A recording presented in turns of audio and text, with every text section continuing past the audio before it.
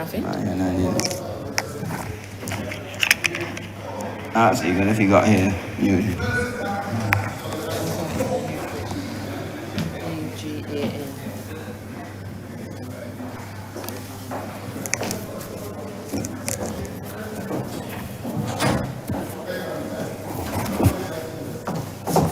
Hold on a minute. You checking your mic? Go ahead. You said go ahead. Tap happy. You said go ahead. Your mic. Yeah. Yeah.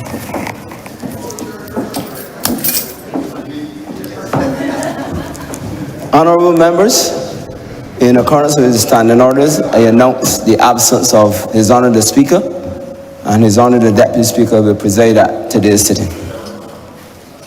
Order! Please stand.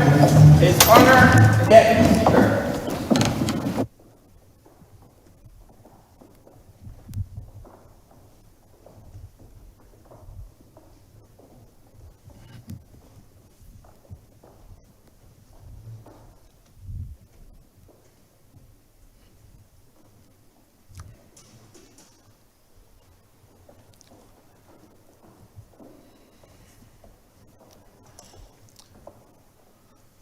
Let us pray.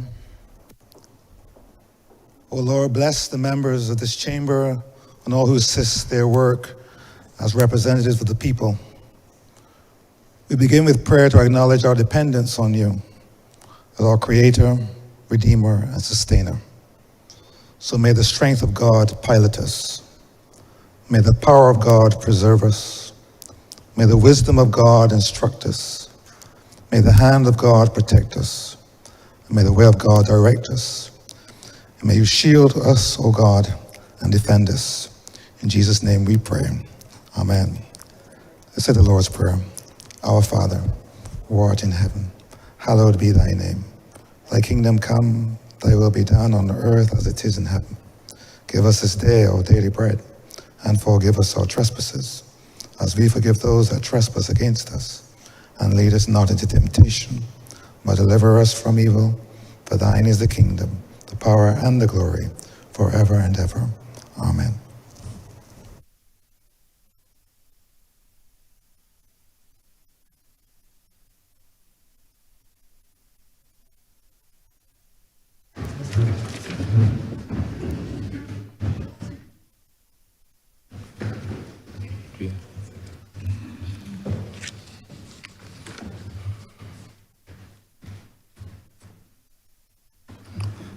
Good morning to all. This House is now in session.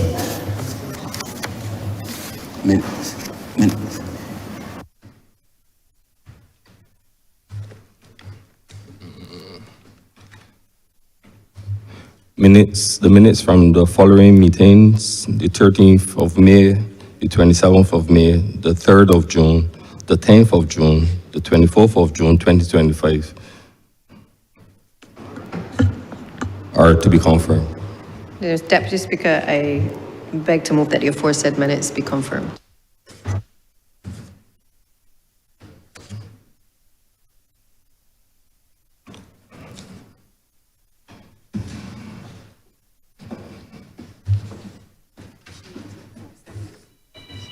The question is that the aforesaid minutes be confirmed. All those in favor say aye. All those against say no. I think the ayes have it.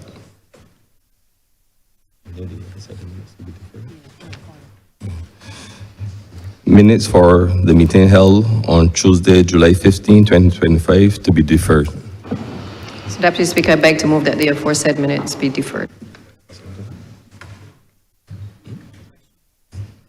The question is that those said minutes be deferred. All those in favor say aye. All against say no. I think the ayes have it. Announcements by Your Honour the Deputy Speaker.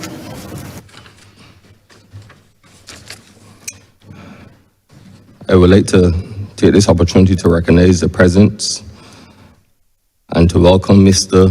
Matthew Salik, Program Manager, and Ms. Avni Konde, Program Manager, Commonwealth Parliament Association representatives, who are at Parliament conducting a benchmark assessment exercise of Parliament. Welcome.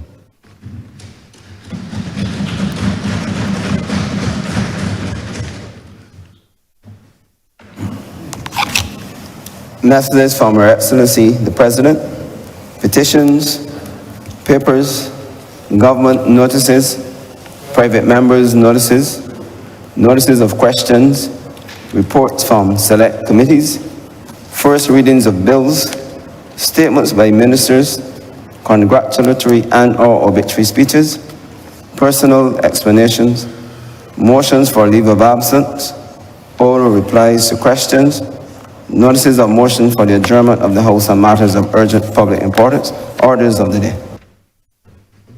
So Deputy Speaker, I beg to move the suspension of Standing Orders 6, 16, 18, 20, 42 subsection 5, 43 and 44 for the remainder of the day's sitting. The question is these standing orders so mentioned be suspended for the remainder of the day sitting. All those in favor say aye. All those against say no. I think the ayes have it.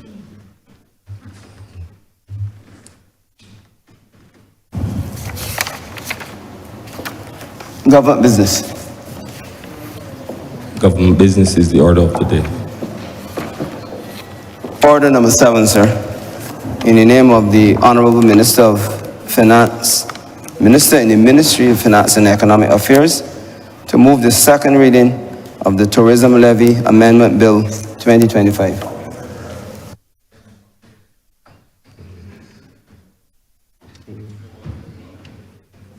Who's speaking as Ian?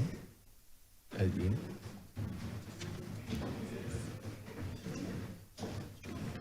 Crusher.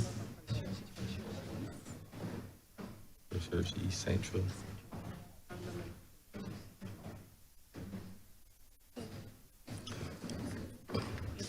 Honourable Member for Christchurch, East Central.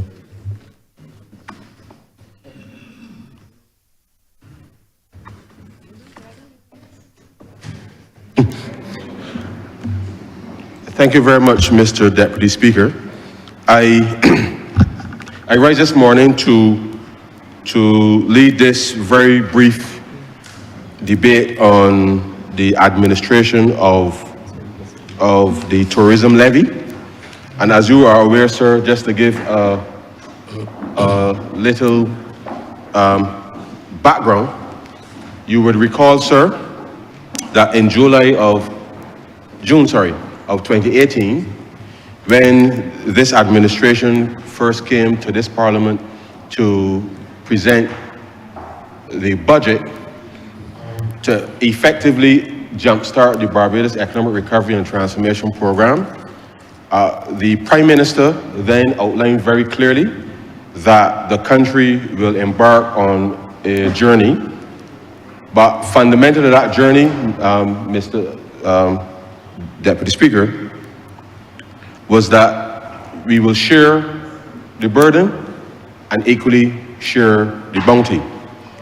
And to the extent that we had to utilize more resources from those persons who may visit our shores to help shore what was happening domestically, that was part of the public policy, which, as you would recall, sir, led to not just the introduction of the airport development fee, which currently still finances the Barbados Tourism Marketing Inc., but we also introduced then, sir, the room rate levy, as well as the shared economy levy, in order to ensure that the country's fiscal circumstances will not be further compromised as we found them when we first came to office. And so, given the scenario then, sir, and you would recall, sir, that we had to take, as part of the mission critical agenda, we had to take some very urgent decisions, and therefore we met with the tourism stakeholders, including those persons who are involved in the shared economy space, those persons who own guest houses and villas and the like, sir, and we came up with a structure that we executed in order to respond to the mission critical need of being able to finance government, not just from domestic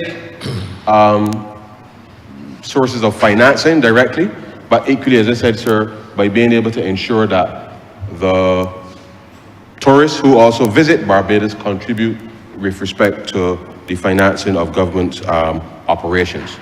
Luckily, we have been able to stabilize through hard work, in spite of the challenges, the public finances. And all we're here to do today, sir, is really just to update and facilitate better administration with respect to the administration of these levies.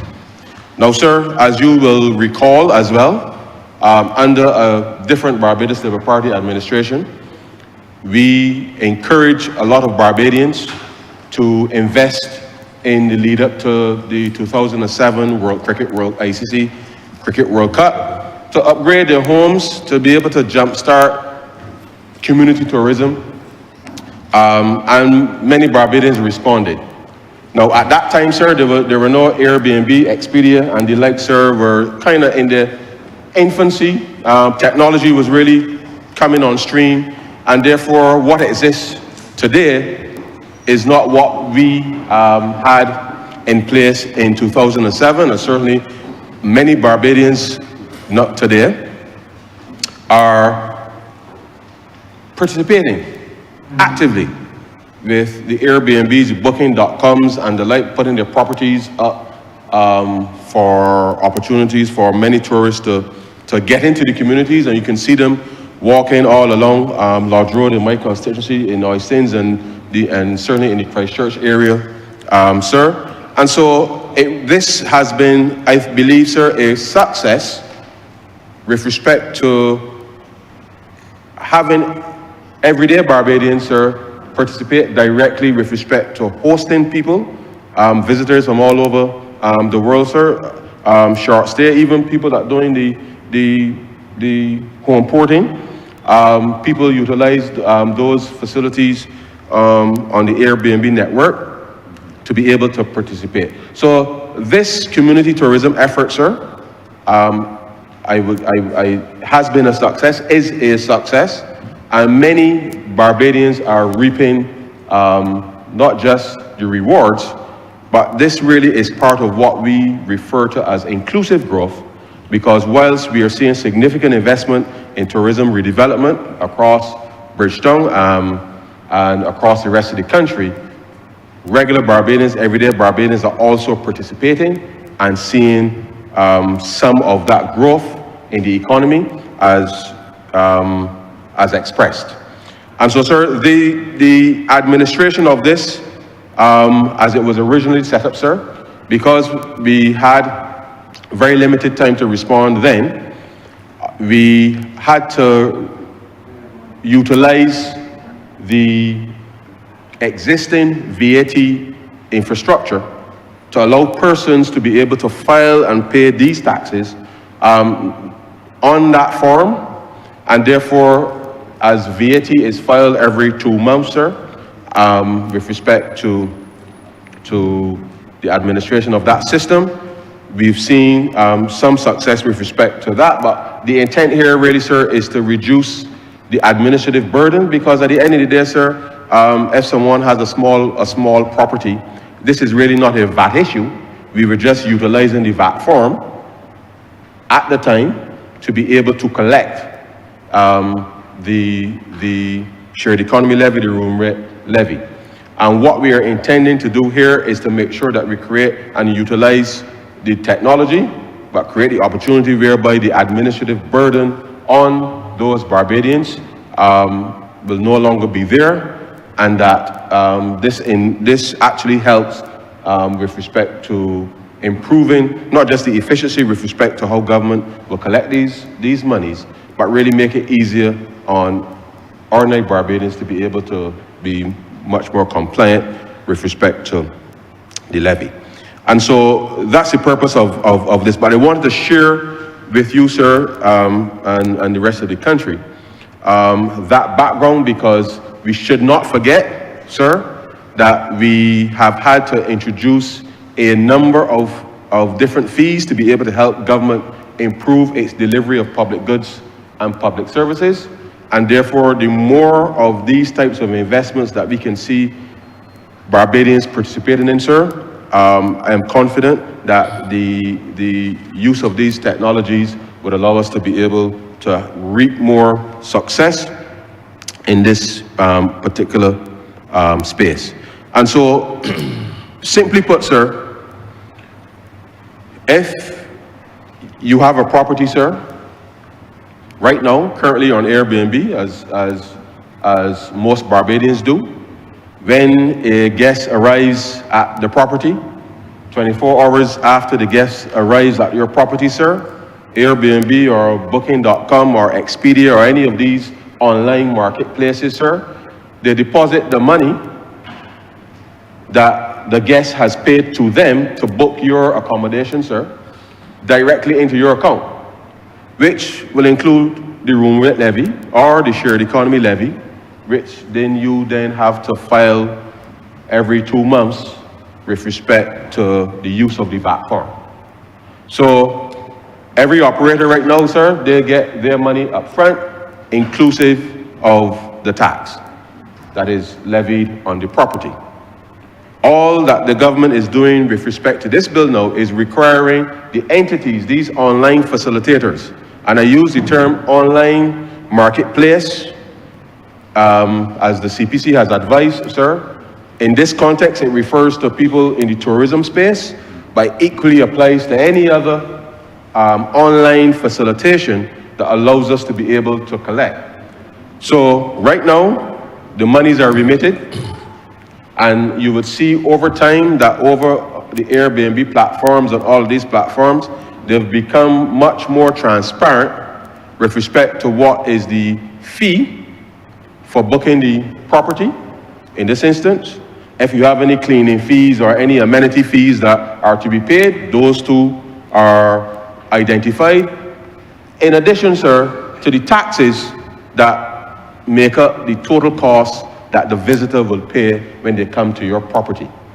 And so the intervention with respect to this bill is now to ensure that Airbnb, when the guest arrives at your property, sir, you will get your piece of the money, meaning your accommodation fee and any other fees that you, the host, may charge the visitor, and government will get the tax, the shared economy levy in this instance, coming directly to the Barbados Revenue Authority. And so Airbnb will register as according required by the law, in a sense with the Revenue Authority, in order to facilitate only, sir, only the transmission of the tax that is already being paid right now to the host as part of how we are then making it easier with respect to the administration. So what it will mean, sir, is that the persons in Barbados who have their properties on Airbnb or any of the other platforms will no longer, sir, have to file the VAT form every 2 months for the shared economy levy, simply because as you are receiving your money, sir, 24 hours after the visitor arrives, that the government will equally get that part of the fee that is paid by the visitor, and the net will go to the host. And therefore, it is important for the public to understand that the government isn't introducing anything other than easing the administrative burden on the individuals. And therefore, this has been in place for 7 years now, because if my memory serves me correctly, it came into effect on July 1st of 2018. And therefore, of course, we had COVID in between and all of that. And my very good friend here next to me, the Honourable Member for St. Michael West Central, has been, and his team, in addition to the others before him, have been doing some wonderful work, sir, in getting in this post-COVID environment, more and more visitors to come to visit Barbados, but equally more and more visitors as well, sir, are participating in this shared economy space, because that is why, as I will reference, sir, that is why certainly in my constituency and across Kingston and on Lodge Road and the surrounding areas, that is why you see tourists, sir, walking up and down the road, exploring communities in Barbados, which was the original intent, sir, with respect to the community tourism program that I know the former member for St. Michael South, former ambassador to the United States, I'm not allowed to call him Barney, Mr. Lynch, Noah Lynch, not Barney, Noah Lynch, when he started this effort, going back, leading into the 2007 World Cup, this was part of how we were ensuring that whilst we were making a significant investment with respect to the infrastructural work at Kensington at the time, that ordinary Barbadians, this was intended to be one of the legacy impacts of that initial investment in Cricket World Cup 2007. And so this policy is now reaping benefits not just for the government in relation to revenue, but Barbadians right across the length and breadth of this country, with modest homes who they've fixed them up, sir, to very good levels, such that the demand is there for people to get closer to people in communities, sir, getting closer to the shops, as you know, sir, across the length and breadth of Barbados. The taxi men busy, sir, in every nook and cranny across Barbados, trying to find the latest facility, if you like, sir, that has popped up. And this really is an example that the confidence of ordinary Barbadians to invest, sir, to invest, because this is really the rubber hits the road with respect to how the macroeconomy meets with ordinary Barbadians, sir. And so to the extent that you're seeing right across the full landscape of the economy, ordinary Barbadians now, not just big-time hotels and big-time investors, sir, get to welcome people and make money, but ordinary Barbadians, sir, are making money out of this, this tourism policy, which was initiated by, as I said, the previous Barbados Labour Party administration, sir, and with the help of technology, it means that the quality of the service, which I know Barbados has been known for, of course it slipped under the last administration, but the quality of service that we provide is really what will set your investment apart from that of your neighbor. And I know that people are offering some very unique product, if you like, in this space. And travelers, sir, travelers have been responding, And so, sir, let me just share with you in some revenue performance as it relates to these levies, sir. And I will just, for the record, sir, indicate that in 2021-22, of course, we were still coming out of COVID, barely restarted. The levies collected $9.63 million.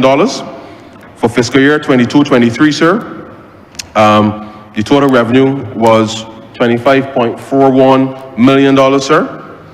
In 23-24, sir, fiscal year, $41.41 million, sir. 24-25, sir, the revenue was $42.58 million.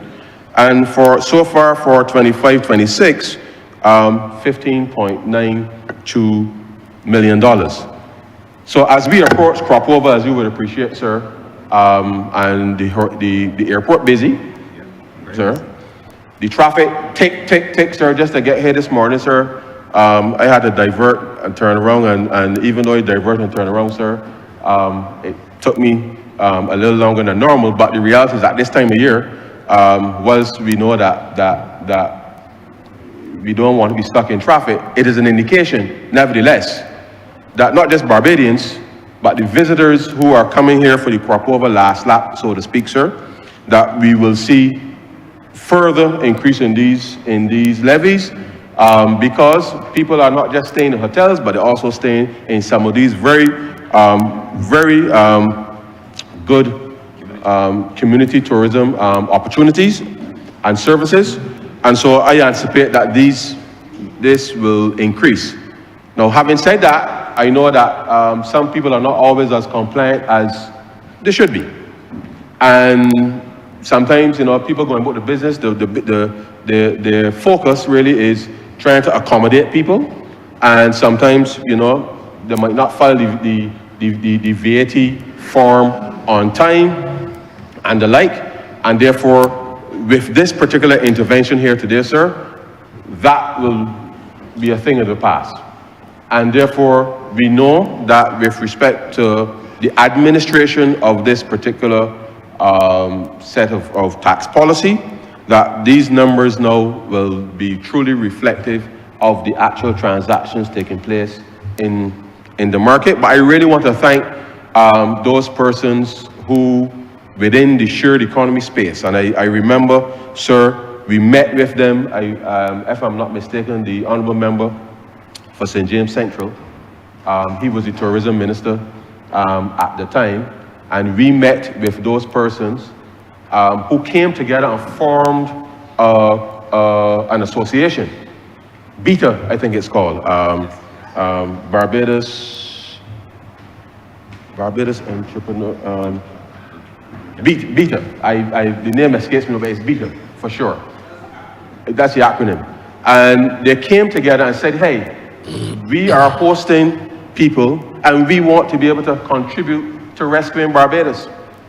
And so that association, we've been working with them obviously to get people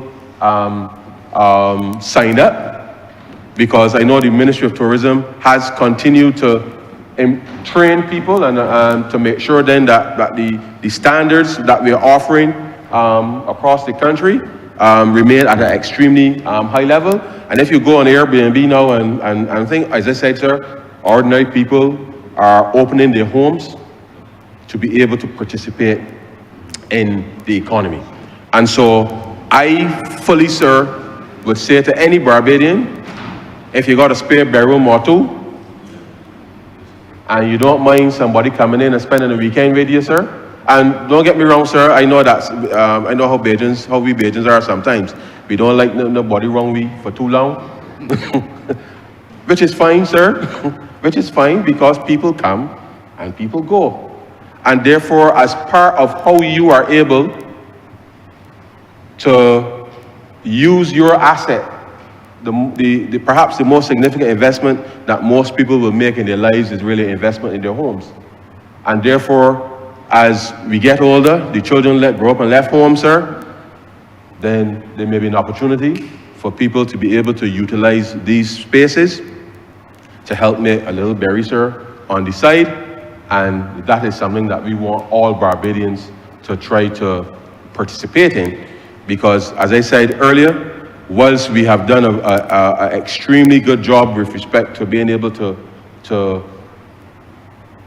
message on what's happening at the macroeconomy, these are the areas, Mr. Deputy Speaker, that real people making real investment actually meet the people who visit Barbados and are in a position, sir, to be able to help drive the recovery.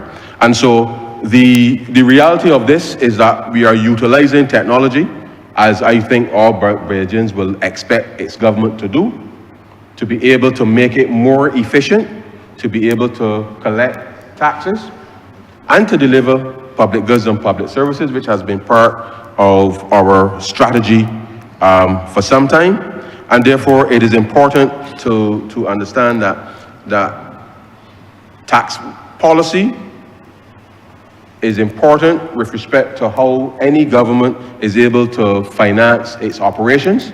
And we have made it as broad as possible, effectively, sir, to reduce on any single individual, sir, the incidence of tax. So just so that we are absolutely clear here, sir, this is not any tax on anybody who is involved in the shared economy levy. This is the tax that the visitor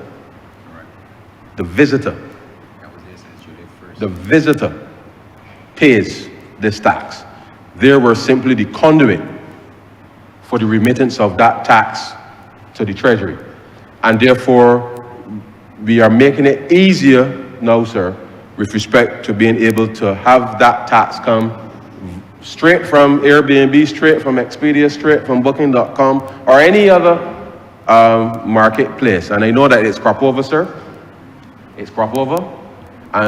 People in here probably got the tickets from Ticket this and Ticket that and all of these online places that selling tickets for crop over, which coincidentally, when you buy a ticket for a fete, sir, it includes something called VAT, sir.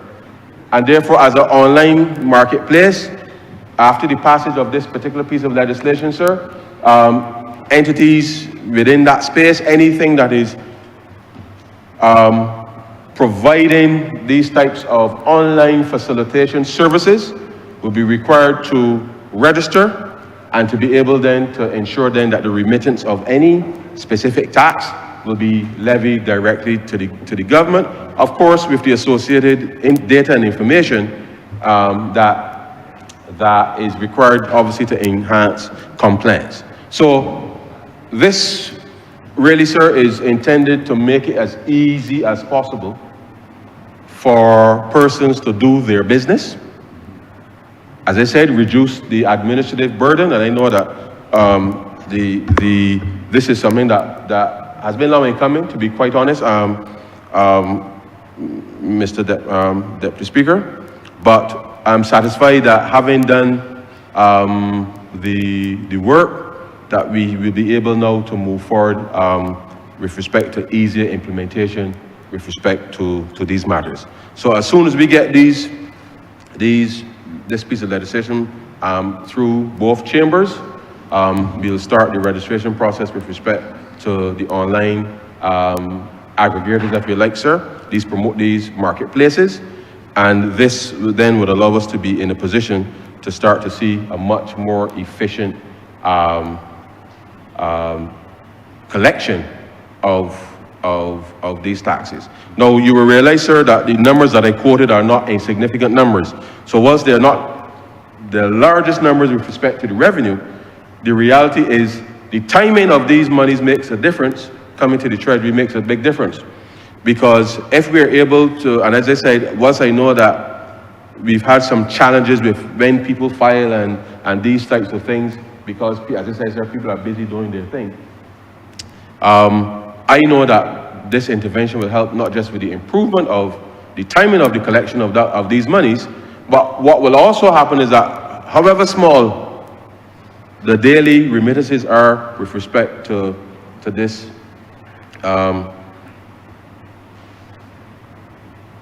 Deputy Speaker, then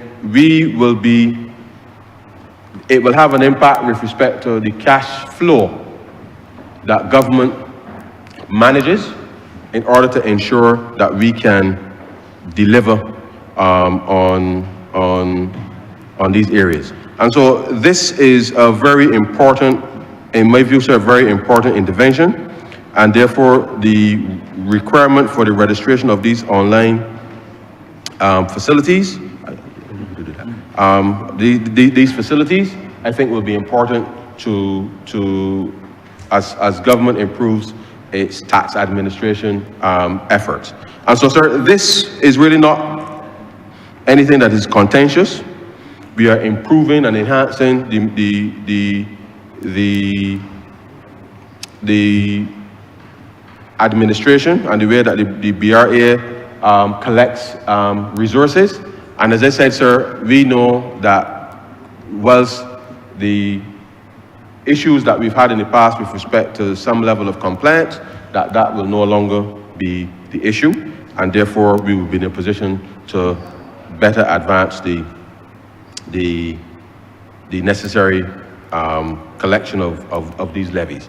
And so the government, using all the tools that it has available to it, working with the stakeholders to reduce the administrative burden, working with the Ministry of Tourism, sir, and working with the providers to ensure that, one, the entire world knows that Barbados is open for business, and that I want that any Barbadian, sir, who is confident to welcome people to their homes can do so knowing that they can make some money from this activity and do so legally, sir. Allow the government to be able to collect the monies that it needs to collect to be able to help improve the delivery of public goods and public services. And so there's no reason to run and hide. There's no reason to be hiding boat, sir, from the BRA, because this is something that we encourage the sector to be able to do so that Barbadians can earn out directly from the leading economic sector in this country. And therefore, if persons have accommodation and they want to be able to increase the rate of return, they want to reduce their mortgage payments, they want to do all types of things, sir, then this is an area whereby additional income coming into the home. And the truth is that the Speaker,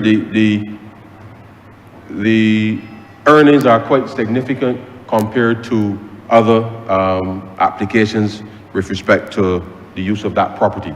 And therefore, I encourage Barbadians to look at the numbers, crunch them, and make the best possible decision that is in the interest, sir, of them and their families over the long term. And let us at least ensure that the assets that our grandmothers and parents worked hard and built and left for us, that we put those assets to good use, and rather than me and you quarreling, sir, because, you know, father passed away or mother passed away, probably left a will or they didn't leave a will, but the reality is that the home is vacant. These things can be put to use and we can come to an agreement, sir, as to how to split the money. And at the end of the day, sir, we really must do better with respect to resolving some of the issues within families. But I believe that this is a wonderful opportunity whereby more people can genuinely participate in the economic recovery. And this is one of the critical planks that, as the work that is being done, the good work that's being done by the Ministry of Tourism to bring more visitors to Barbados, that we see more and more Barbadians, sir, actively participating in this space, actively being able to earn a decent rate of return on that investment, sir, and that over time, we're able to generate more and more income, but also more and more wealth, sir, to be passed on from one generation, sir, to the next. And so, sir, I promise to be brief, and I believe, sir, that I have been able to cover most of the provisions that are here. As I mentioned, the digital transfer, if you like, sir, of the data and information with respect to the keeping of accounts and records, sir, that now will be done and facilitated through effectively the digital process. So again, all of this, which coincidentally, sir, when you put your property on Airbnb or any of those things, you have to give Airbnb your information, because Airbnb is going to pay the money straight into your bank account, sir. And you have to give them your bank account information. You got to tell them where the property is located, sir. All of that information, people have already given to Airbnb and Expedia. So I know that some people believe that the government want to be in your business, sir. But it isn't that the government want to be in your business. We want to make sure that we are in a position to improve the public goods and public services offered to citizens. And part of being able to do that is to ensure that we have information that allows us to sense check what is happening in the space. And whilst I know that there may be some persons that believe that the government may try to use this as an opportunity to get into your business, let me say that there is nothing stopping either the Barbados Revenue Authority or the National Insurance Scheme, if there's good cause, to have to audit people right now. And therefore, this is not any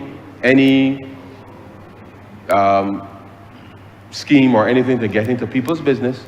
All we want to be able to do is to say that if they got 3,000 properties right now on Airbnb, that within the next 5 years, if the target is to get 10,000 properties on there, that it means that is 10,000, well, not 10,000 Bajans, but Bajans actively, more proactively participating in this space.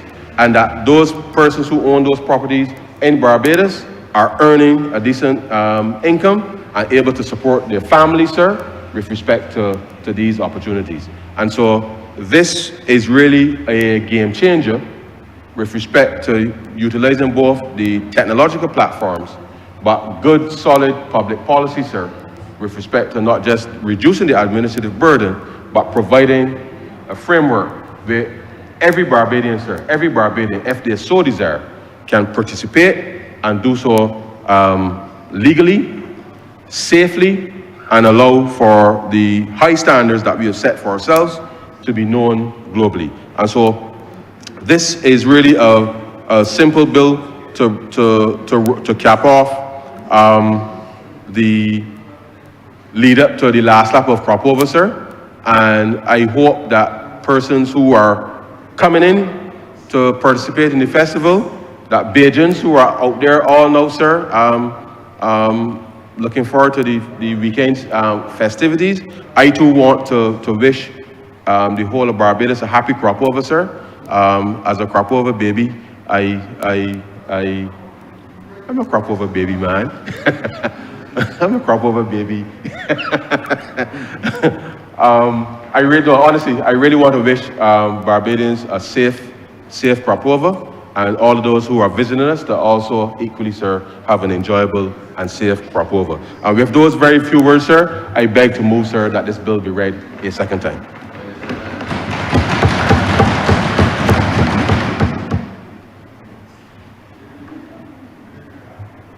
Leader of the Opposition. Yes.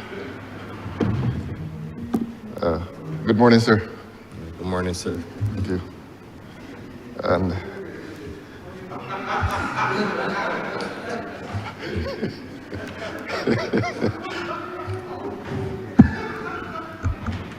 when I say good morning, sir, that is not mere ritual. I am delighted, really delighted to see you there.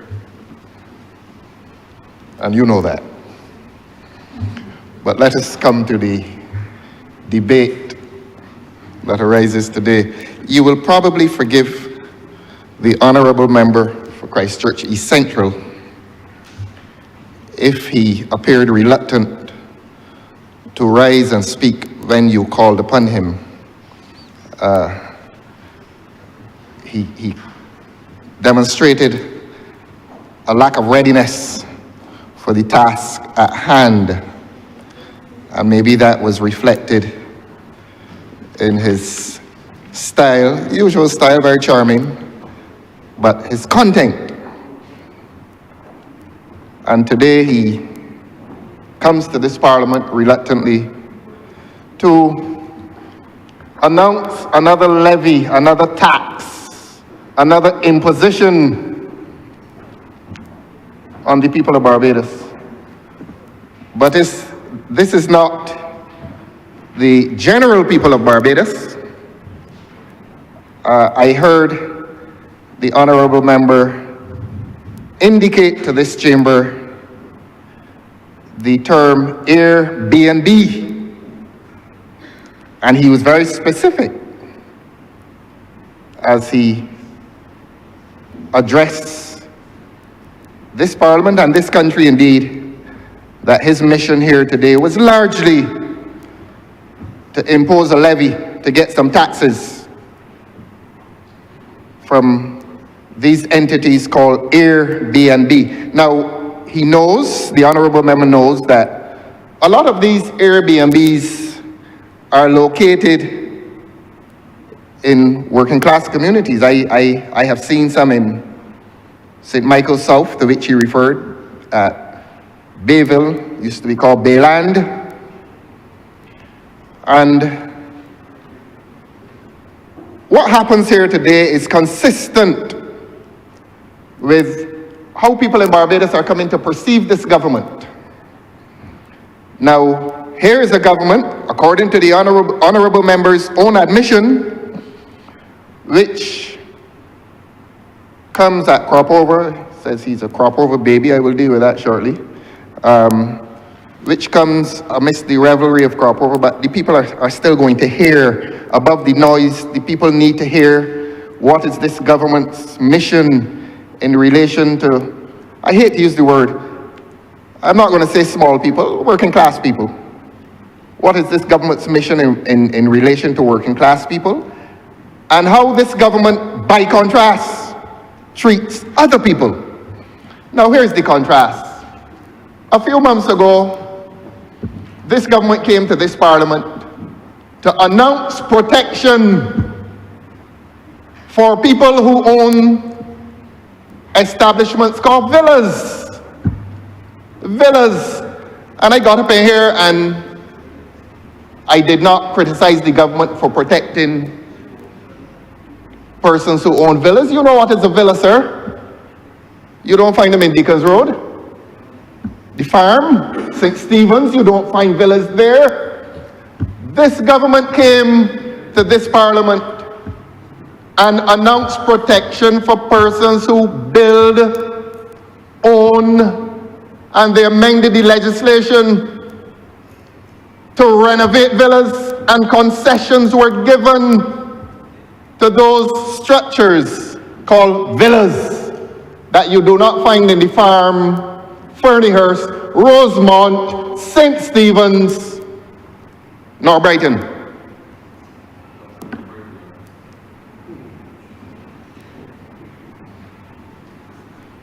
And I asked the government at the time, would you consider government similar protection for the shop in my Lord's Hill where I saw some tourists?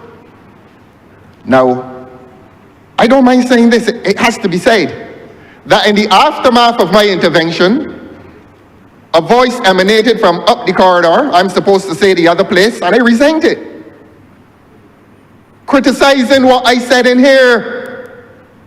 And I did not oppose the legislation which sought to protect owners of villas, which sought to give them concessions. I did not oppose it. All I asked was for similar protection for the shop in my Lord's Hill. But the government comes today, and the honourable member for Christchurch East well reflects the attitude of this government to the people of Barbados. And he says, in coded language, that the government merely wants to reduce the administrative burden that these people face.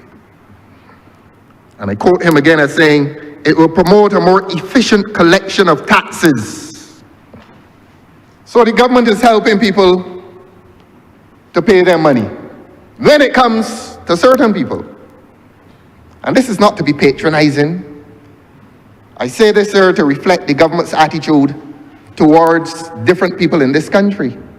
That when this government is, and I'm going to repeat it, when this government is coming to this parliament to offer protection, it is offering protection to rich people. I can't put it in any plainer language than that, and I don't intend to be emotive, to use emotive language. Here's a fact. But today, the government is coming to impose taxes, and by his own admission, the honourable member for Christchurch East Central says that they are going after the Airbnb people who I see in the Bayland. So that reflects an attitude. But it is justified in the coded language, oh, we're helping you to promote a more efficient... Mr. Speaker. Oh, sorry. Yes. Mr. Speaker, I believe the leader of the opposition is misleading the House. the leader of the opposition not so long ago made the point that we are imposing taxes. May I remind the leader of the opposition that we are not now imposing taxes, that the tax that the Honourable Member for Christchurch East Central spoke to refers to the July 2018 imposition of the shared levy to which the Honourable Member for Christchurch South in this Honourable Chamber supported. So I believe he's misleading. I know this is crop over and it's a very festive period, but I will want the Honourable Member to be corrected in respect. I hate to interrupt him, but I had to do so, Mr. Deputy Speaker. Your Honor, I enjoyed the interruption. Yes, sir. It means that they are listening. And they should listen because the people of this country are watching them. I am not aware. I was hoping that the Honourable Member for St. Michael West Central, he has an excellent memory, but you can't rely on his memory. I was hoping that he would have produced for you this speech that I made in 2018, in which he says I supported something. So until he produces that speech, sir, I would ask you to hear me in silence. Continue, sir. But he will not deny, not he, the Honourable Member for St. Michael West Central, in support of his esteemed colleague from Christchurch East Central, they will not deny that this visit here today, the government's presence here today, is to impose a levy. If it were not so, they would not be here. They are here. Look, Your Honor, I received notice from the leader of government business and from the clerk telling me that this bill would amend the Tourism Levy Act 2019 to make better provision for the regulation of online transactions. As the Honourable, that is how it reads, as the Honourable Member says, the government has come here today to reduce the administrative burden on the people it is taxing, and it will promote a more efficient collection of taxes. Let no one fool you, and the Honourable Member is not intending to fool you. But by today's activity, the government intends to collect more money from people. That is what they're intending to do. If you're going to make the system more efficient, it means, that word efficiency means that you want more than ordinarily you expect to receive. And that is why I'm saying it is an additional burden on people in this country who cannot afford to pay any more taxes. And by contrast, I'm going to raise my voice, sir, to the level that you allow. By contrast, when it comes to people who own villas, the government does not come here to increase taxation. The government comes here to grant concessions. Let anyone on the other side deny that. Can you hear me, sir? Yes, please. Good. Thank you, Mr. Deputy Speaker. Leader I do apologize. I didn't want to stop the flow of the Honourable Leader of the Opposition, but I do believe he is misleading the House. I believe I heard him say that he had been told by certainly myself and the Honourable Clerk of the Parliament that we were debating the imposition of taxes and we were also debating the tourism levy amendment. And I had to look back at my WhatsApp messages to him, and I had to consult with the Honourable Clerk as well, who we both note that the message to the Honourable Member specifically simply says that we are debating, one, the Tourism Levy Amendment Bill, and we are also dealing with a resolution in respect of the sale of 2,000 meters of land to the Pilgrim Holiness Church. So I'm not sure which leader of government business he received a message from, but I am certainly very clear, and I would wish the comments to be struck from the record, that the Honourable Member is certainly misleading the House, that he did not receive any such notification from either myself or the Honourable Clerk of the House. Thank you, and I do ask that those comments be struck from the record. Well, I'm still trying to understand what is going on here, but you will permit me to press on, sir. Continue and try Thank not you, to sir. continue to mislead the House, sir. Yes, thank you, sir. I hope that I say that I was informed as to the business that goes on now. I hope I say that. I was informed a few hours ago, but I was informed. And I was informed that this matter would be debated today. I just sought to commiserate with the Honourable Member for Christchurch East Central, who was not ready. And when you called upon him, he looked at you. In fact, he glared at you. And then reluctantly, he stood up and thread his way through his presentation, in which he promised the small people of Barbados that he was going to impose more taxes on them because the system would become more efficient. It reminds me, there's an interesting analogy. There used to be, well, there still is, there's a store in town, and they put these little things on the clothing. And if you leave the store and that thing, I don't know what you call it, has not been taken off, a buzzer goes off. And there's a notice by the door saying, if the buzzer goes off, please wait for help. It is not help. Please wait to be arrested. And this is what this government is doing today. When it says it's reducing the administrative burden and it is promoting a more efficient collection of taxes, they're basically saying to the people, please wait to be arrested so that we can get more money from you. That is what this government has come here today to do. And I've made the contrast, Your Honor, with the villas. And we are not opposed to the villas. And I'm going to repeat, Your Honor, that when this government is dealing with villas, it is protective treatment. When it is dealing with people who run Airbnb, it is an imposition for more taxation. And that's the contrast in the way this government treats different people in this country, even in terms of tourism.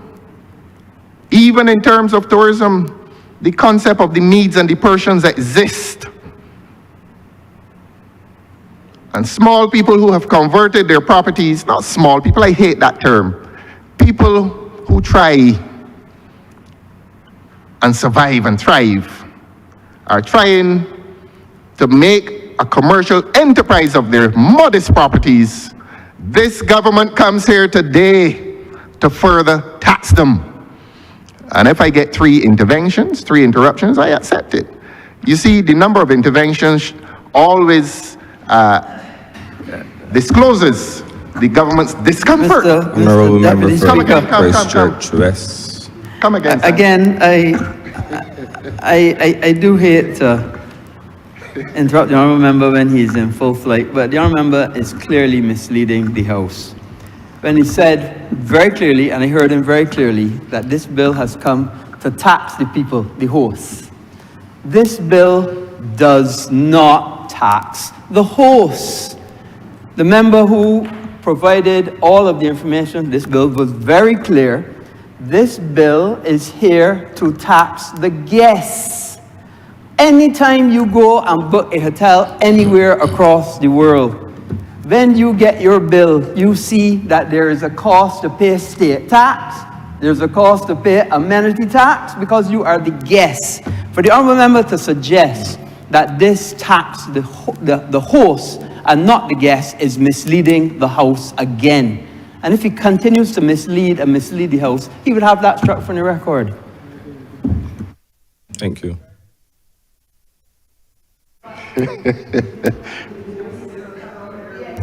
Are you hearing them? Let the commotion. Oh, Continue, they've died sir. down, sir. They've died down. Thank you for allowing me to press on, sir. Continue. Yes. So that the last intervention is saying that the government is sharing some lashes, but the person being beaten is a different person from who we thought. The government is not denying that it is imposing lashes on people who are in this country. You think a guest, you think a guest, sir, or anybody is concerned as to who the additional tax is imposed upon, it is an additional cost to the guests, and therefore the disadvantage extends to the hosts. Now, the Honourable Member for Christchurch West well understands that concept, that if you are taxing a guest, in other words, if you are making his stay more expensive, it probably does not matter to him if the lash is delivered by his host or by the government. In this case, it is the government that is visiting disadvantage on the guest and the host by extension. So let us not split hairs today. We understand the last intervention to be that the government is now interested in collecting more taxes. The government is now interested in sharing some more blows, and those blows are being imposed on the guests and not the host. But as I've said, and I repeat, it's worthy of repetition. If you flog the guests, the disadvantage extends to the host because the accommodation becomes more expensive. So I thank the Honourable Member for Christchurch West for helping to further make the point that additional taxes make the stay in the particular modest accommodation more expensive for the guests and makes the accommodation of the host less attractive, because wherever the money is going, it becomes more expensive to him being the guest. So I thank the Honourable Member for Christchurch West. But on this question of collection, I had not planned to embarrass the government today, but it seems that I have to do it, because the Honourable Member for Christchurch West Central can get up and give evidence that on a day last week, Customs failed for an entire day because the system broke down. They failed to collect any revenue for an entire day in the customs. And if they push me, I can name the day. I can name the day on this question of efficiencies in the collection of taxes. On a day last week, for an entire day between 3 a.m. in the morning and 3 in the afternoon, when the system, I think, closes, this government through the customs did not collect a cent in revenues. And I believe it is customs that is the greatest contributor to the revenue.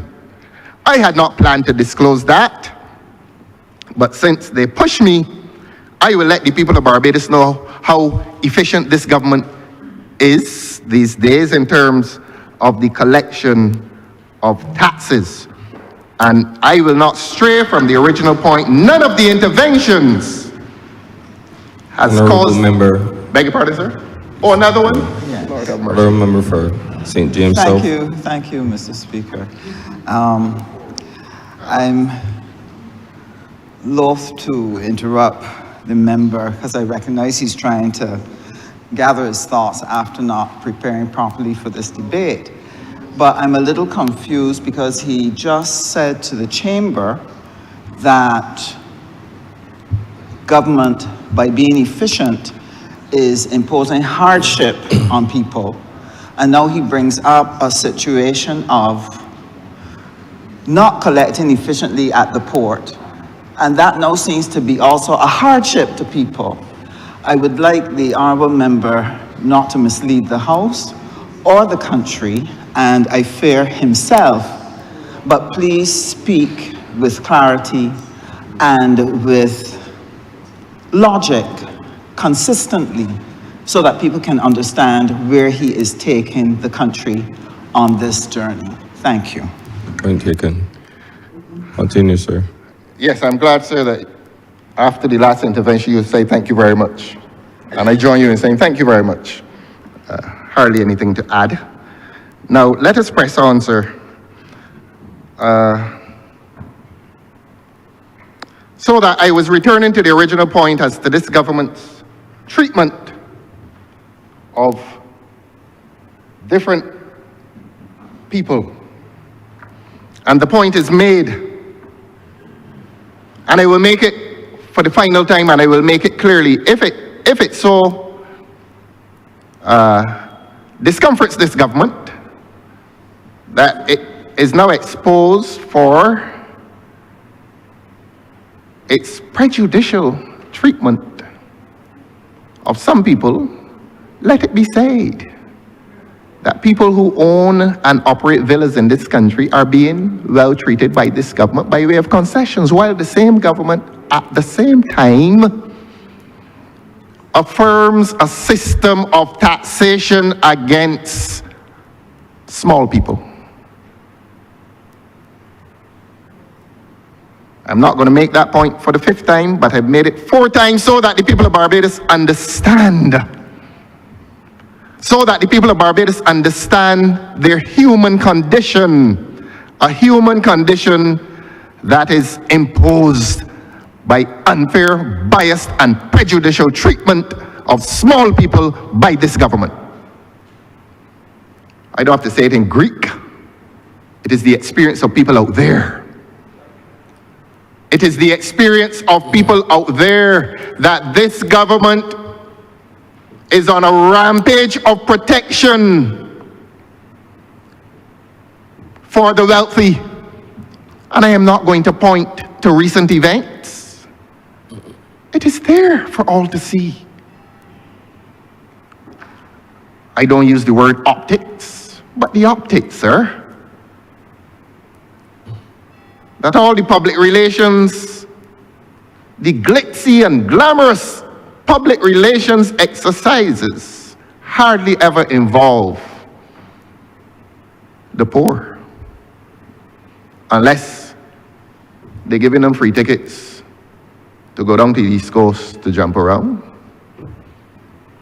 All the government's economic activity that is glitzy and glamorous has nothing, it never has anything to do with people of social disadvantage. And this is a serious point. And this country has reached a serious point. As I said, and I'm going to do it now for the 5th time again so that they understand. We came here a few months ago to protect villa owners. We come here today to impose on Airbnb people. That's the 5th time I've made the point. And if they interrupt me again, I'm going to make it for a 6th time. So let them keep quiet. Let them hear the truth. Let the people of Barbados hear the truth. Let the people of Barbados understand why this country is on the precipice of disaster. Because this government fails to protect the majority. Let me press on, sir. Now, all of this is happening in a context in which the central bank last week admitted, let me pause and say this, we don't come here to point to isolated events. If you're discussing the economy, Your Honor, you discuss the entire economy. Because one phenomenon in the economy reflects other phenomena, and indeed, not only reflects it, but it affects other phenomena. So that when you're discussing the economy, it must be a holistic exercise. So that people will not be surprised that the government is looking for more taxation. This is what we're here today about. Don't mind this talk about creating efficiencies. It means I am trying to find a better way to squeeze you. I am trying to find a more effective way to catch people who are escaping the tax net. And it is not surprising, sir, that this government wants to collect more taxes because the economy is not doing well. Because the revenues, government's revenues are down. And production in this country is down. And here's the evidence.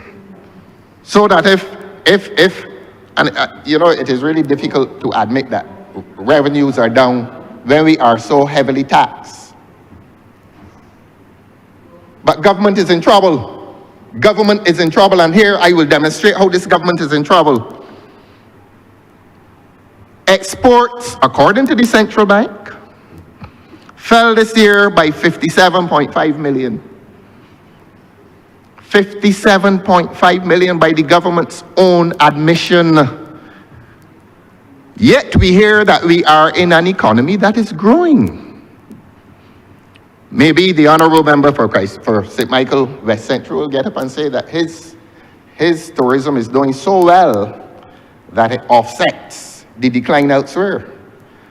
Now, I don't know if he will be courageous enough to do that, but in the event that he does, his colleagues will explain why exports in what they call a buoyant economy. The honourable member for St. Michael Northeast came in here a year ago when she was endowed with the courage to deliver a budget speech and say that this economy was buoyant. And here's the evidence of the lack of buoyancy. That exports are down. Exports by $57.5 million. And the honourable member for St. Michael West Central will say to the young students of economics that tourism is an export. Sometimes it's a concept that people find hard to grasp, but tourism is an export. You're really exporting. You're really selling something to foreigners. It's an export. It's just that they come here, but we will find out when the honourable member for St. Michael West Central speaks as to whether those that fall in exports touches and concerns his ministry. But so that we don't trouble him, much of that decline, we're informed, came from, and I'm going to refer to my notes. I make notes in here. I'm not embarrassed to say I make notes. Some people really need to make notes, to be honest with you, when they're making speeches. A lot of babble. That decline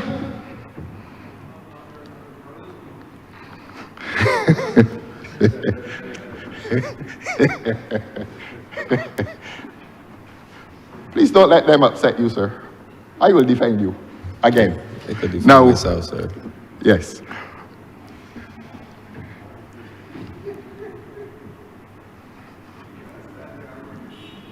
It's my handwriting.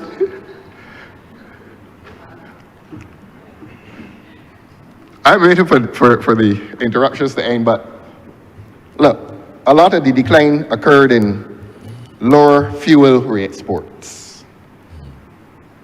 That may not excite a lot of response, but food, and every week we come here and accuse this government, and more than this government, the Ministry of Agriculture, and I don't want to say ministry, the Minister of Agriculture, we accuse him of presiding over the worst decline in agricultural production ever in the history of this country. And while I say that, I will remind this government, in the hearing of the people, that the sugar industry is in trouble because the government does not know what to do. The government does not know what to do and asks the co-op people, the COOP people. That is evidence of the government's dilemma. And that is why agriculture has declined and is likely to further decline. So we have food and beverages, rum, lard, and margarine. Those exports have dropped.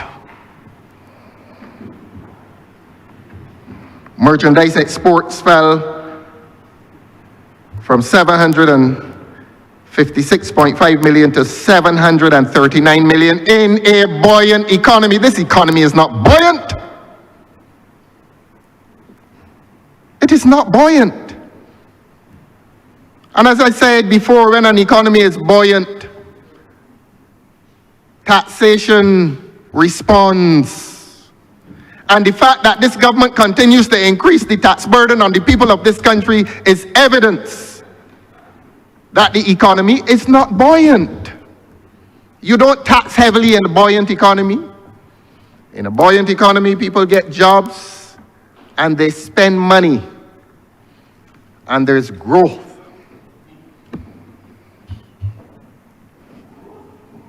Growth, yes, yes, yes. In a buoyant economy, there's growth. Growth, yes. In a buoyant economy, there is growth.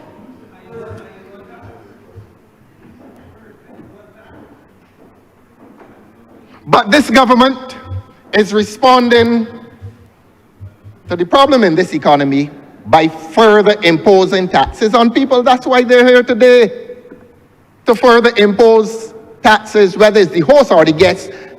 I will say in plain language, the government wants more money. Ask the economists.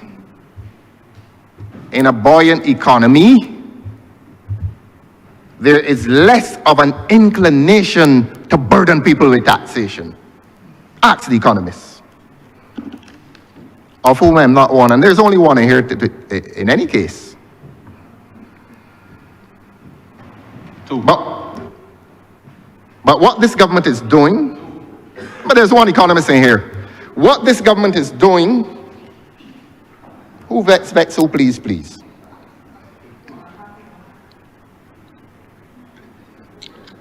There's one economist in here.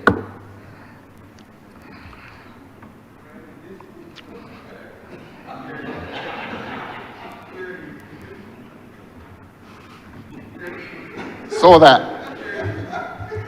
that, Your Honor, when the government continues to boast about buoyancy in the economy, there is no evidence of it. And I will repeat, if the economy were so buoyant, the incidence of taxation would be less.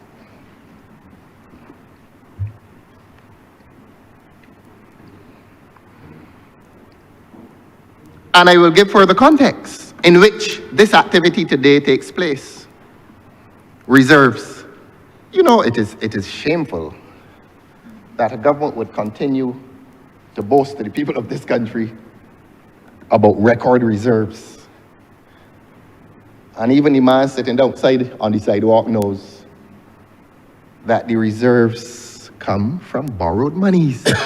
Because here's a government admitting through its central bank that exports are down. It means income is down.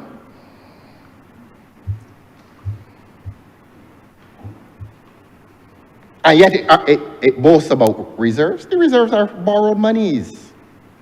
They're borrowed monies. So I don't know why they don't stop boasting about that.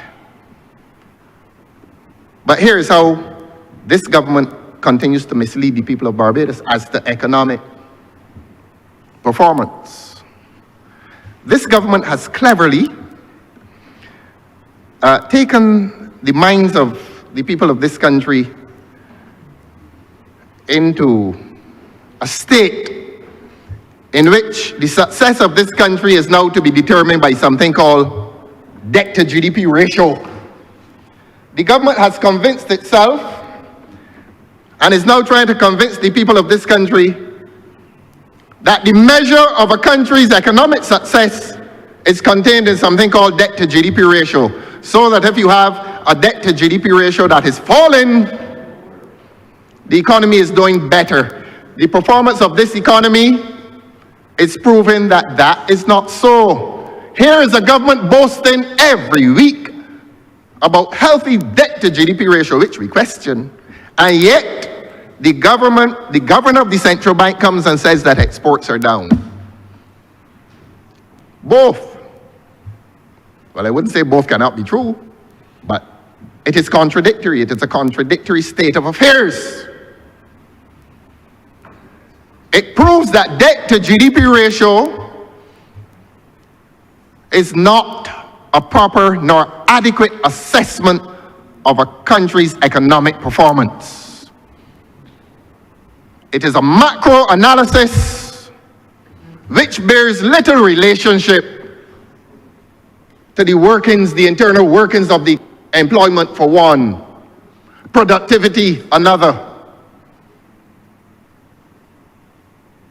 The access of the local population to jobs in an environment in which there are record levels of imported labor. All these are the micro features of this economy that shows that it is not working for Barbadians and that it is not working well. And that the macro result, I beg your pardon, is that exports are down. Let the government's economists in here explain his way out of that dilemma.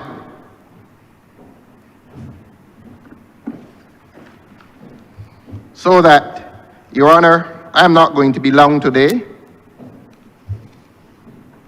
As did the presenter, the Honourable Member for Christchurch East Central, also promised he's not going to be long today.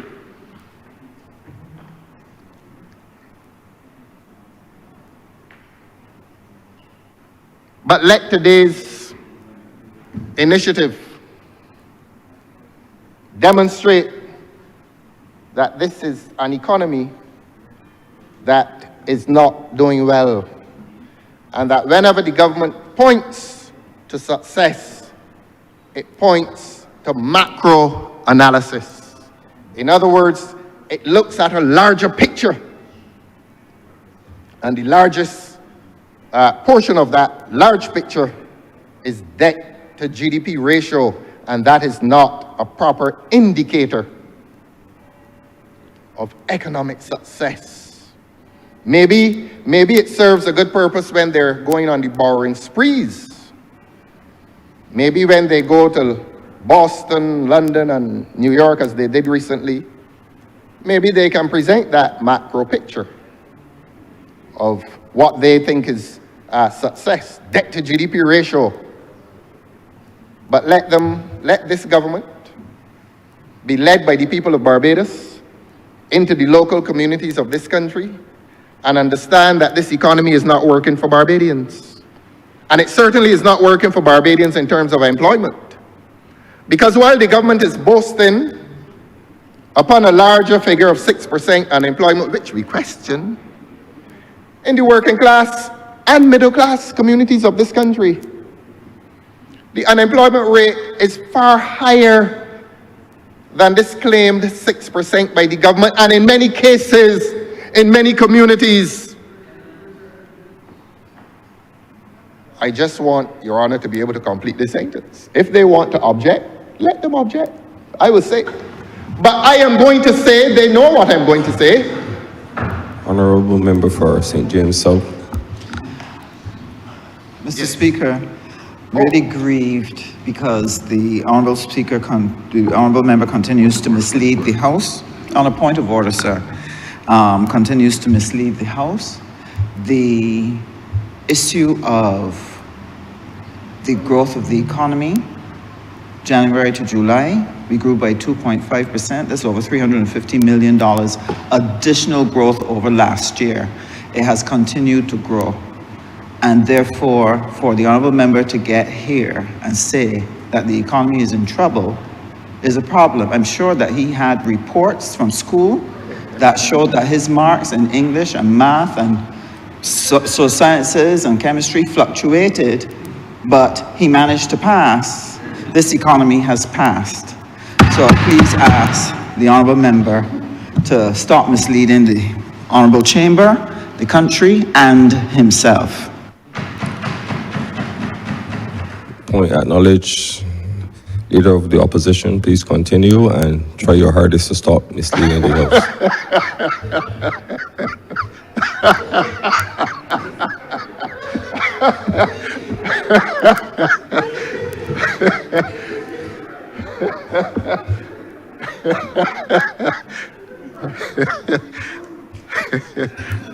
And to that I will add a response to the last intervention. Thank you very much for standing up and saying whatever it is you say. Now, where the honourable member takes us, let us go there.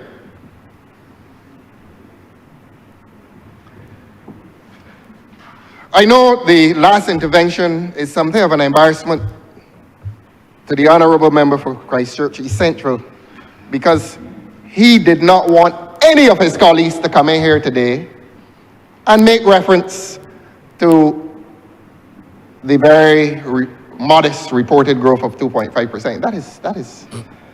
That is so modest that he avoided it. But his colleague, who purports to offer him defense,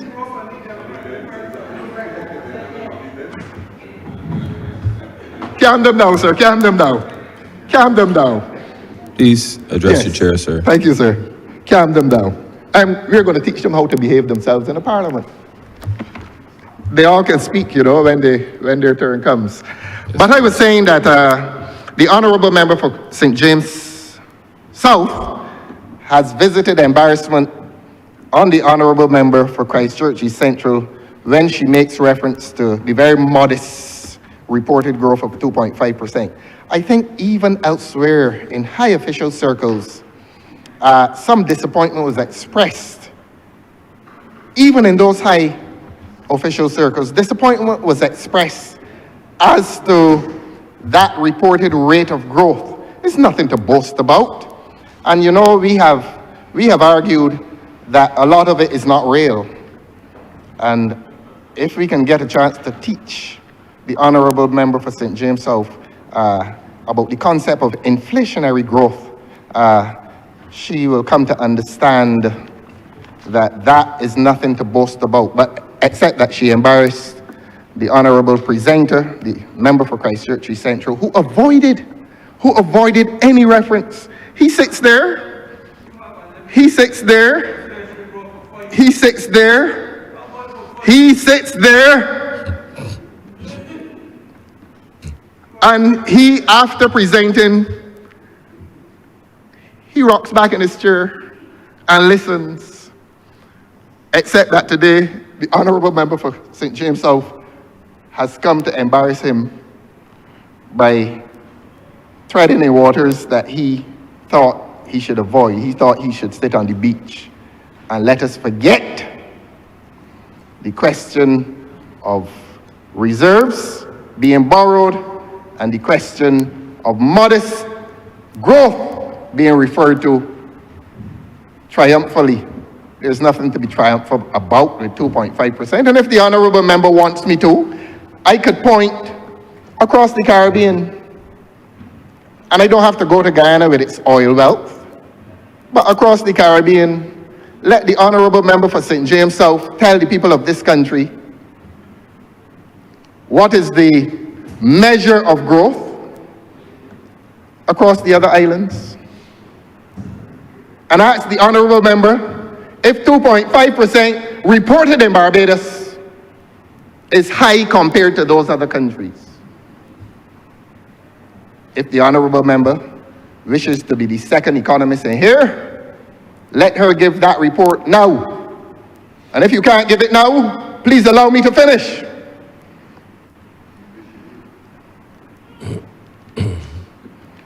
You ain't tempting me today. You ain't tempting me today, boy.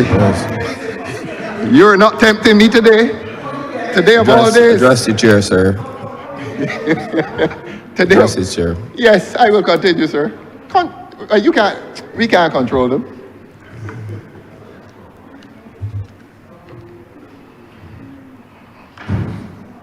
And so, Your Honor,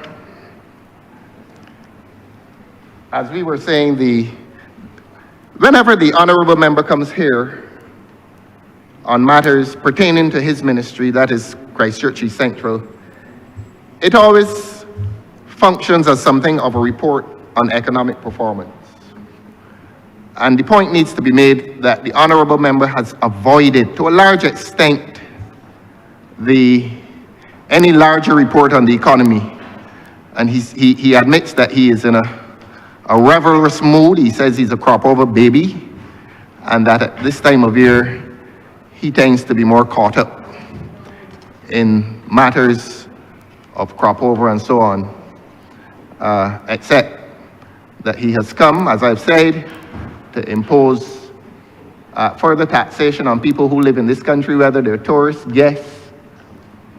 whether they're guests or hosts or intermediaries. A further tax is being imposed on Barbadians, on people who live here by this measure today. And we regret to announce that this effort to widen the tax net occurs in an economy that is not doing well. And it is because the economy is not doing well that government has returned to this parliament, to the people of Barbados, to collect more taxes. That it is clear that, and I'm summarizing, that production is down in spite of the boast of 2.5 growth.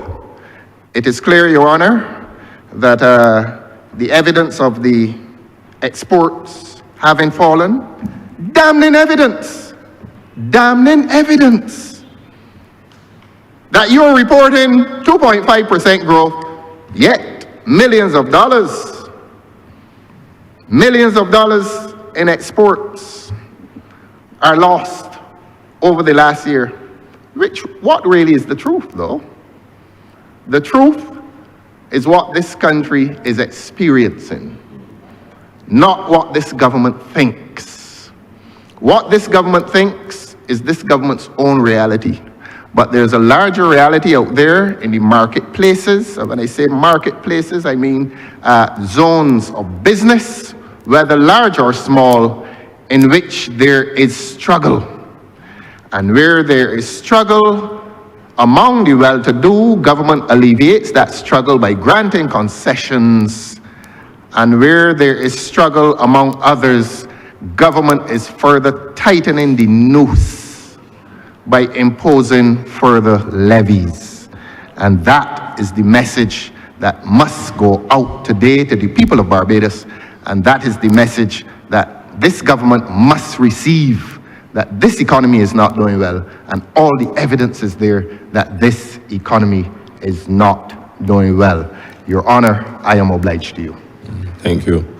Honourable Member for Christchurch West. Thank you very much, Mr. Deputy Speaker. Let me first start where the Honourable Member ended and say the message that must go out from here cannot be a false message that the Honourable Member just delivered in this House today. Nothing more than a false message. Every single time, almost every word coming out of his mouth, false. Saying clearly that this is a new tax on the people, especially the hosts. When I made it absolutely and pellucidly clear, Mr. Deputy Speaker, this is not a new tax. That is the message that must go out. And then the second message that must go out, it has nothing to do with the hosts. This is a tax on people who come here as guests, just like how they pay a tax at the hotel, they pay a tax at the shared accommodation as well. And what do we understand and why is that important? Because everywhere that you go in the world and stay in a hotel, Mr. Deputy Speaker, you will have a state tax. You see it on your bill. You will have the amenity tax. And depending on where you are, there may be other fees associated with that hotel stay. And this happens in the same way in shared accommodation. Why is it that we feel, and the Honourable Member feels, that the taxes should only be applied to hotels and not to those who come in shared accommodation? It cannot be right. Because they too, just like people who stay in hotels, benefit from the road infrastructure, benefit from the water infrastructure, benefit from the amenities at the beaches, benefit from the lifeguards that we provide, benefit from the hospital service, benefit from all the infrastructure. They don't say when you get to a location, you staying at a hotel or you staying at an Airbnb. They don't say that. So therefore, if people who visit our shores benefit from that infrastructure, well, of course, you got to share the burden. Nothing new across the world. You know, Mr. Deputy Speaker, when I first looked at this bill, this amendment to this bill, It took me back about, was it, 33? Yeah, 33 years ago. When I was still a student in Cardiff, about to graduate. And at that time, my parents said, well, you know, they're going to come to the graduation and so on. And they were going to spend a month in Cardiff. That was great. I looked forward to them spending a month. But obviously, as most people do, when they're going to spend a longer time, they look for different accommodation for when you're going to spend a shorter time. And this is what has arisen in Barbados and other jurisdictions across the world. When people are going to spend a day or 2 days, 3, 4, whatever, they tend to go for hotel accommodation. Hotel accommodation, quick, in, out, no different. When people are looking to spend 3 weeks, 4 weeks, a month, 2 months, 3 months, they tend to look for different accommodation, because the big difference paying for 3 months in a hotel versus for 3 months in a shared accommodation. And that is what has contributed as well to shared accommodation. When people are going on long trips, far distances, they tend to look for different accommodation. But where it took me back is because it is how technology has changed. When my parents told me that they were going to come and spend, I think it was 2 months, rather than booking a hotel, I looked for a shared accommodation. And they had something at that time called bed and breakfast. Bed and breakfast was very popular at that time. It was essentially very similar to what we do with shared accommodation now. But you know what? They could not go and see what the place would look like. I was the person to tell me, go and look and see if you find one, and go and report back if it was someplace nice. Go and look and see what was around the area, what amenities it had, and call me back and tell me. With modern technology, you know what, Mr. Deputy Speaker, you don't have to do that. And that is what has changed. Because now you have these platforms, these shared accommodation platforms, that you could go on the site, see immediately in the rooms, get a pictorial representation of what the room looks like, get a representation of what is in the surrounding areas, understand what you're going to be paying for, how much it would be, how much the expenses are, and all of those things. Because this is part of the modern technological world that we live in. And whether the Honourable Member for Christchurch South likes it or not, people accept that when they go to another country, they have to make a contribution to that country. They accept it. And I'm sure when he's traveled all over the world, wherever he's been, he accepted that he had to make a contribution to that country that he was going to. When you arrive at the airport, you have to make a contribution to the airport. Why? Because it costs to run an airport. So therefore, in the same way that you make a contribution to the airport, and you make a contribution to the US when he goes to the US, you don't expect that when people come here, they're going to have to make a contribution too? Of course. So this is not a new tax. And that is the message that must go out. What this is rather than asking the people in the various accommodations to do up a form and submit a tax, we are saying under this legislation, the shared accommodation entities, the platforms, will send that tax directly to the Barbados Revenue Authority, which reduces the burden on the host. That's what it does. That's exactly what it does.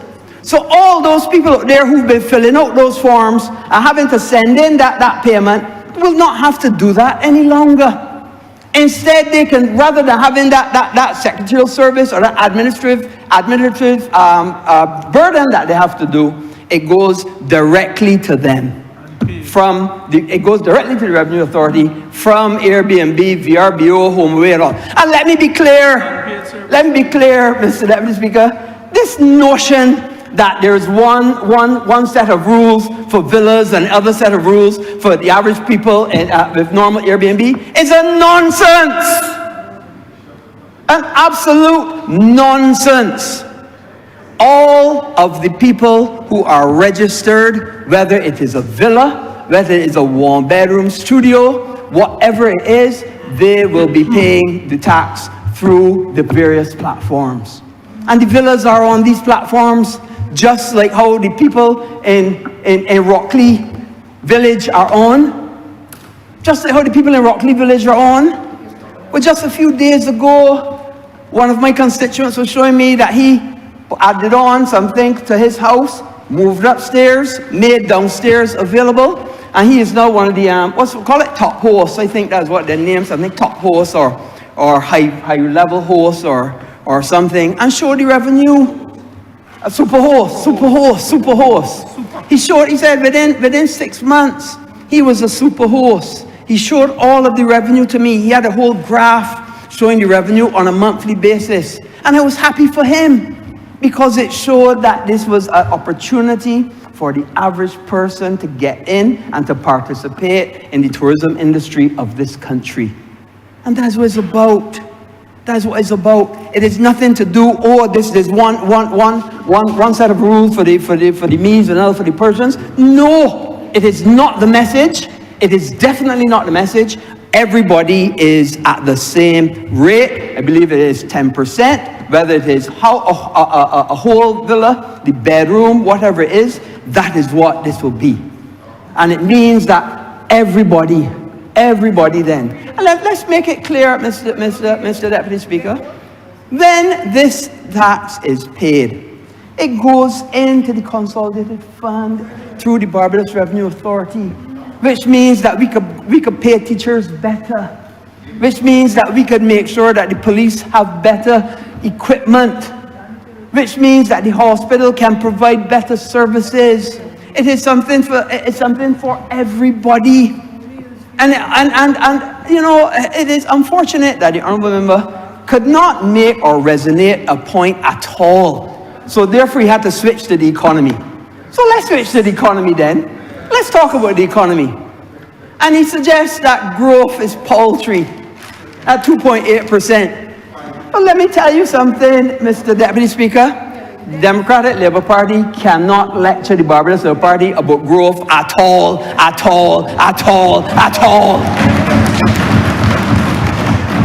Cannot. I was in this honourable chamber in the opposition sitting down, where the honourable member for St. Michael South Central sitting down now. And let me tell you, and the honourable member for St. Thomas sat down next to me, and let me tell you, Mr. Deputy Speaker, they could not muster a 1% of growth in this country. Could not muster a 1%. Could not muster 2009, 10, 11, 12, 13, 14, 15, 16, 17. Could not muster a 1%. It was 0.2, 0.4, 0.6, 0.8, never break 1% yet. I'm saying to come here and tell us on this side, and I get in this the right way. I get in this. How he could imagine to tell us that 2.8% is paltry when his side couldn't even get to a full number. There was only decimals. Could not get to a full number. Was decimals and occasionally minuses. You know, it's astounding. It's astounding. And sometimes we have to understand what is happening. And I heard the Honourable Member talk about a decline in exports. I think, it was 20-something million. Let me say first, that was mainly due to energy exports, oil. Now, I was the chairman of the National Petroleum Corporation. BNOCL is a subsidiary of the National Petroleum Corporation. And let me say very clearly, Mr. Deputy Speaker, Barbados gets oil when it drills. If you are not drilling, your amount of oil that you are getting will reduce. If you're not getting the oil, you don't have it to export. So there was a time that we used to get 900 barrels a day. I think now it's down to 500. That is the cause and the reason for the reduction in the exports. But let me go further. Let me go further, Mr. Deputy Speaker. Just what percent of gross domestic product that is, though? Why work it out? 0.1% in a $14 billion economy. 0.1, counting the $20 million of a $14 billion, less than 0.1%. Clearly, Mr. Deputy Speaker, the honourable member must find something else to talk, something to resonate. Because he has not resonated, he is not connected to the bill, other than to come here to mislead the House and send out false messages. And the reason that I have gotten up to join this debate, and I get in this because I have to correct the record, and it cannot go out there that they know about growth when we, the Barbados Labour Party, have brought growth back to this country. And let me tell you, he says that we boast. Well, yes, we are going to boast. We are going to boast because it does not happen easy to get growth in this country. We had to go about and correct all the wrongs that they left. We had to go and pay all the bills that they left. All the numbers of people that they had owed. Small people, yes, small people that y'all had owed, had not paid any tax refunds for years. Had not paid VAT refunds for years. Caused businesses to shut down. And then I even want to talk about the University of West Indies and what they did to decimate it. That people had to leave university because they couldn't pay the fees. And then, or if a mother and daughter were going to university, they had to choose which one would continue the degree. And the other one couldn't continue because they couldn't pay for both at the same time.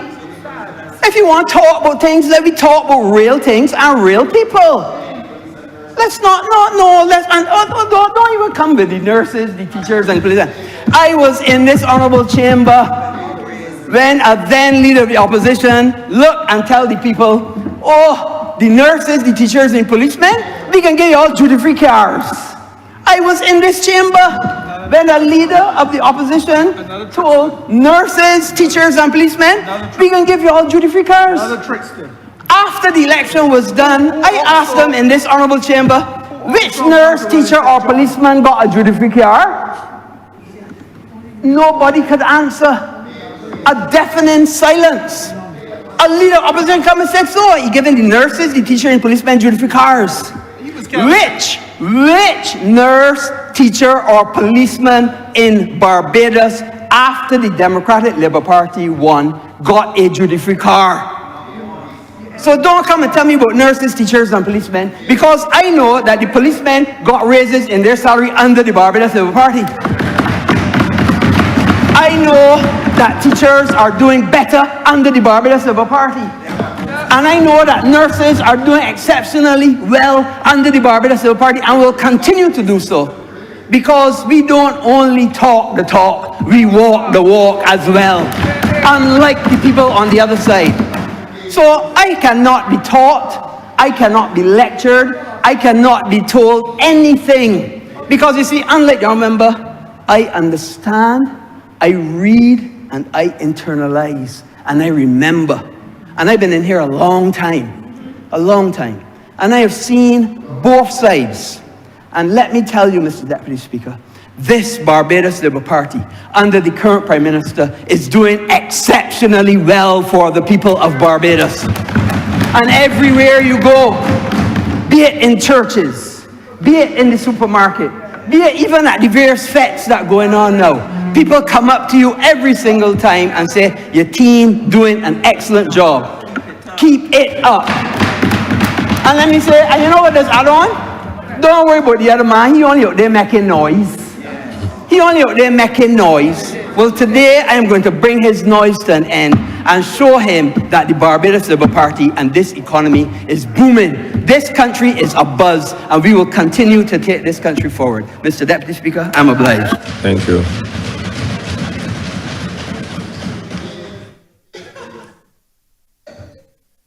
Honourable Member for St. Michael West Central. Mr. Speaker, I join this debate perhaps after a highly commendable performance by the Honourable Member for Christchurch East Central. Mr. Speaker, the leader of the opposition perhaps is trying to bait me, but I know that I will not go there. But I really want to speak to some issues arising out of the bill. Mr. Speaker, the bill very clearly sets out, and it's not all about Airbnb as well. The reference was made to Airbnb as an example, but we're uniquely aware that you have Verbo, for example, you have Expedia, you have HomeAway, you have TripAdvisor, and you have a number of other online marketplaces, let's call it that way, who essentially contract to sell accommodation in Barbados. And they're not contracting with strangers. They're contracting with Barbadians who own property in Barbados, who are selling their accommodation services known as the vacation rental market. And as a result of all of the initiatives that we've put in place to drive more business to Barbados, we can see that the benefits are not trickling down, as some people will say.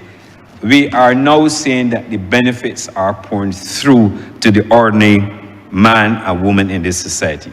And that is where I want to take this debate. Because the leader of the opposition gave the impression that we are only coming in here to support amendments to the Tourism Development Act for owners of villas. But Mr. Speaker, we did come in here to move amendments. And from time to time, we will have to move amendments.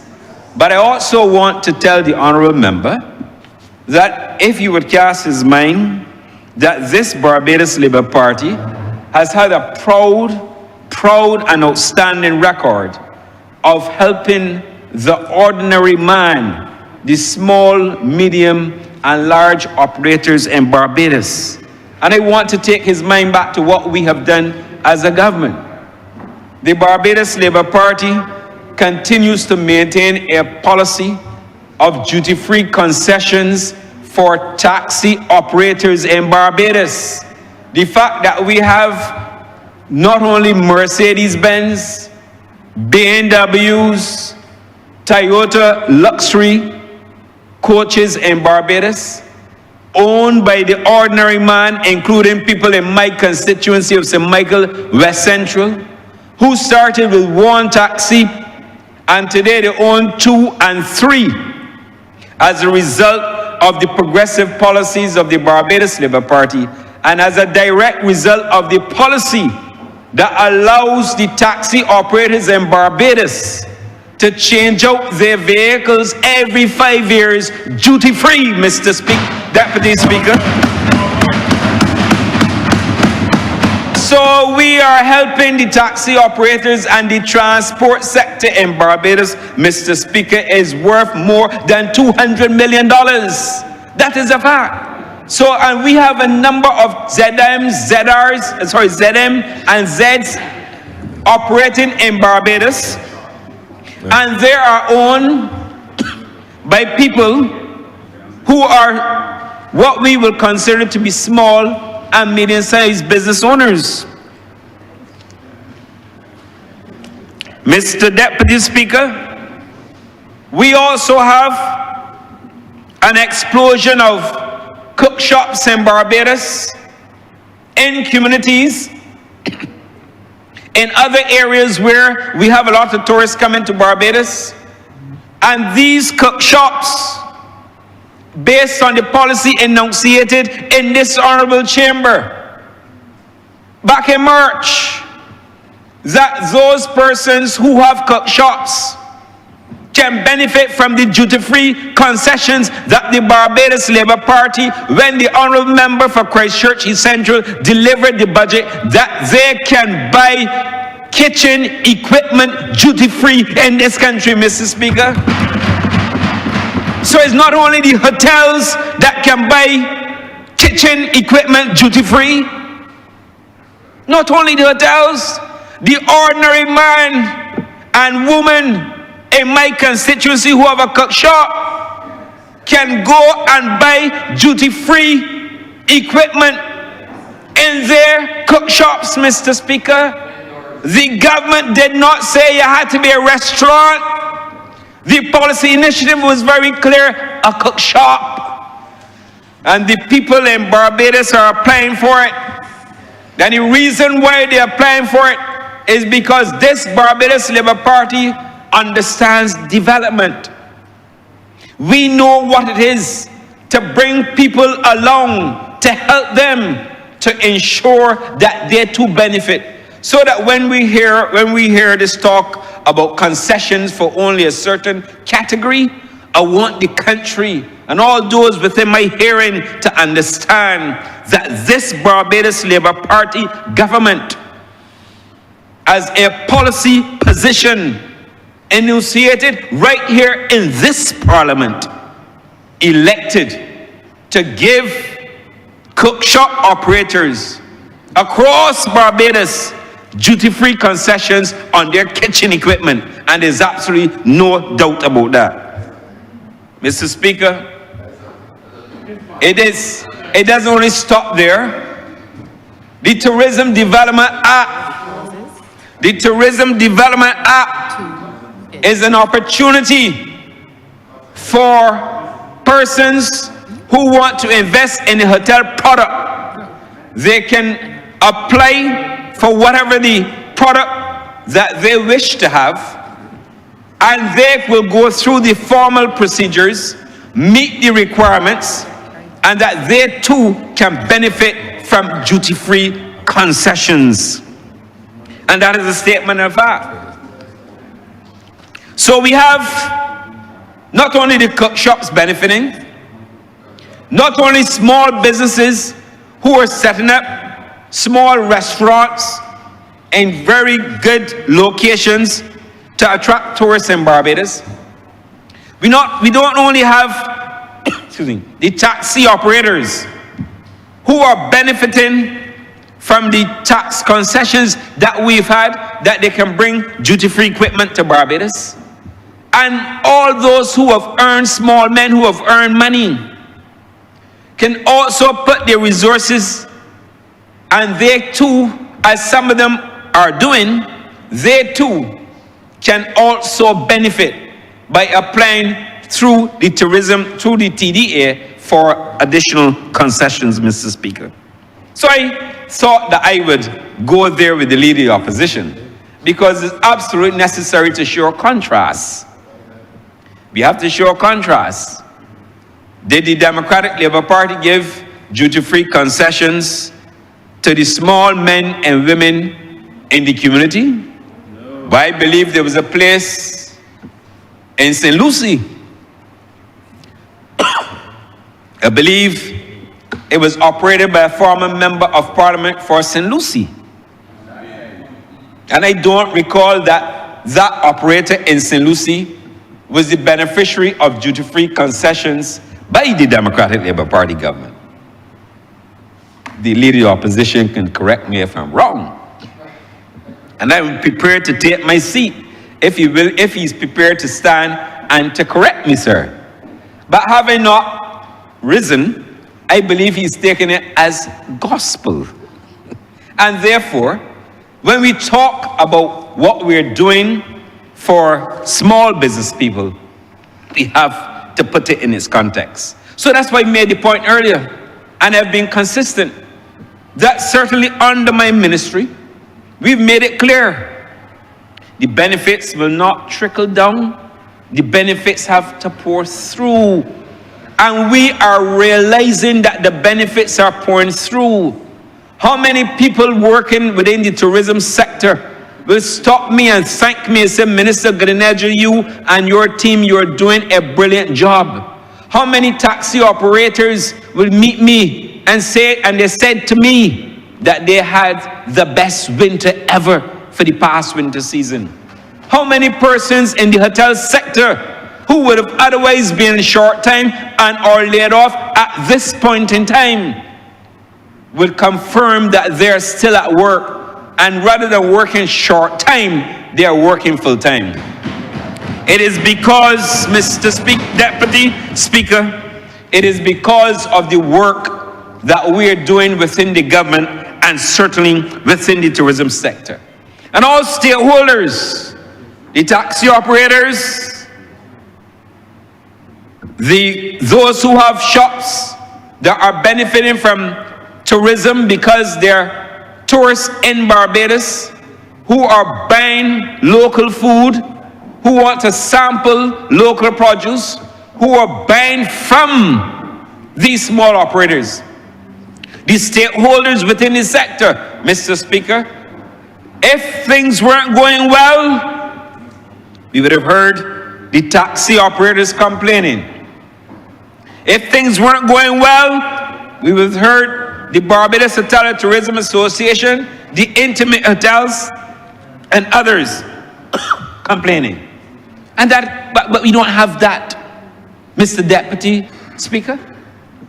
We have people who are complimenting the Ministry of Tourism on the hard work that they're doing to ensure that we not only position Barbados as a destination of choice, but that we continue to bring tourists here. Because when we bring the visitors here, there's a multiplier effect within the country. The small operators will benefit, the medium-sized operators will benefit, and the large operators will benefit. And it takes me, Mr. Deputy Speaker, to what we're doing. We're in this country reducing seasonality as well. Not only for crop over, but you can see what is happening in Barbados this crop over. We have Carifesta following on the heels of crop over in the latter part of August, where we have another opportunity to bring even more visitors to Barbados. We are also, and as part of our efforts to reduce seasonality, ensuring that the flights not only continue year-round, but also that we increase the number of flights coming to Barbados. And we have done well. We have done very well in that respect. But there's still a lot more work that we have to do, because we have to grow the Barbados economy, and we have to continue to grow tourism, which is a significant contributor to the economy. But we are also operating in a market where there are considerable shocks. Nobody knew that, for example, you may have had an issue in the Middle East. When we were faced with geopolitical decisions, we had to hunker down, revisit our strategy, and see how best we can position Barbados in an attempt not only to maintain our competitive position, but also to drive growth in the economy. And I'm pleased to say, Mr. Deputy Speaker, not because I'm Minister of Tourism, not because I have a team behind me who are working hard to ensure that we maintain our position, but that we are expanding the growth within the tourism footprint, because there's a very clear strategy. When I assumed the office of Minister of Tourism, the first thing I said, the first thing we had to do was to move to an airlift strategy. And Mr. Speaker, there's no doubt across Barbados that that airlift strategy has paid considerable dividends to Barbados. No doubt whatsoever, Mr. Speaker. And beyond that, we went back to new markets that under previous administration had abandoned. And where we had flights that had been canceled, we went back to that market and engineered the flights to ensure that we resume those flights to Barbados. And I tell you today that when you go to the airport, and the Honourable Member for St. Philip's South, Sir Christchurch South knows this well, because he travels as well. And when he travels, he sees the number of persons not only on the aircraft, but he also sees them, Mr. Speaker, when they arrive at Grant Williams International in the arrivals hall. And Mr. Speaker, we must be doing something right.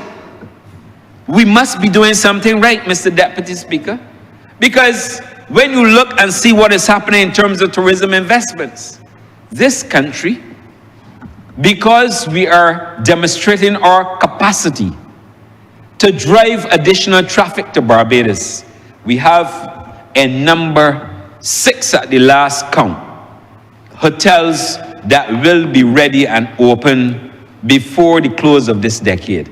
To be specific, I anticipate that they'll be open by about 2028. Those are the 6 so far. 6 hotels, Mr. Speaker, $1 billion Barbados in investment. People don't put $1 billion into a country in hotel investments if they don't believe in the product, if they don't believe in the destination, and if they don't have the confidence, not only in the government, but in the confidence in the destination that Barbados can perform and perform well.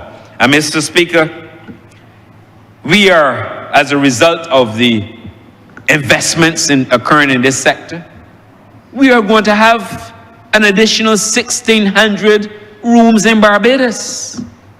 And what does that say for us? It says we will have additional inventory.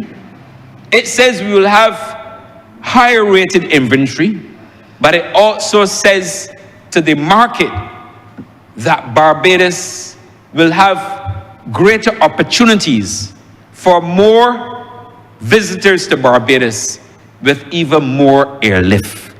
And at the appropriate time, I would talk about what will happen with respect to airlift in this country.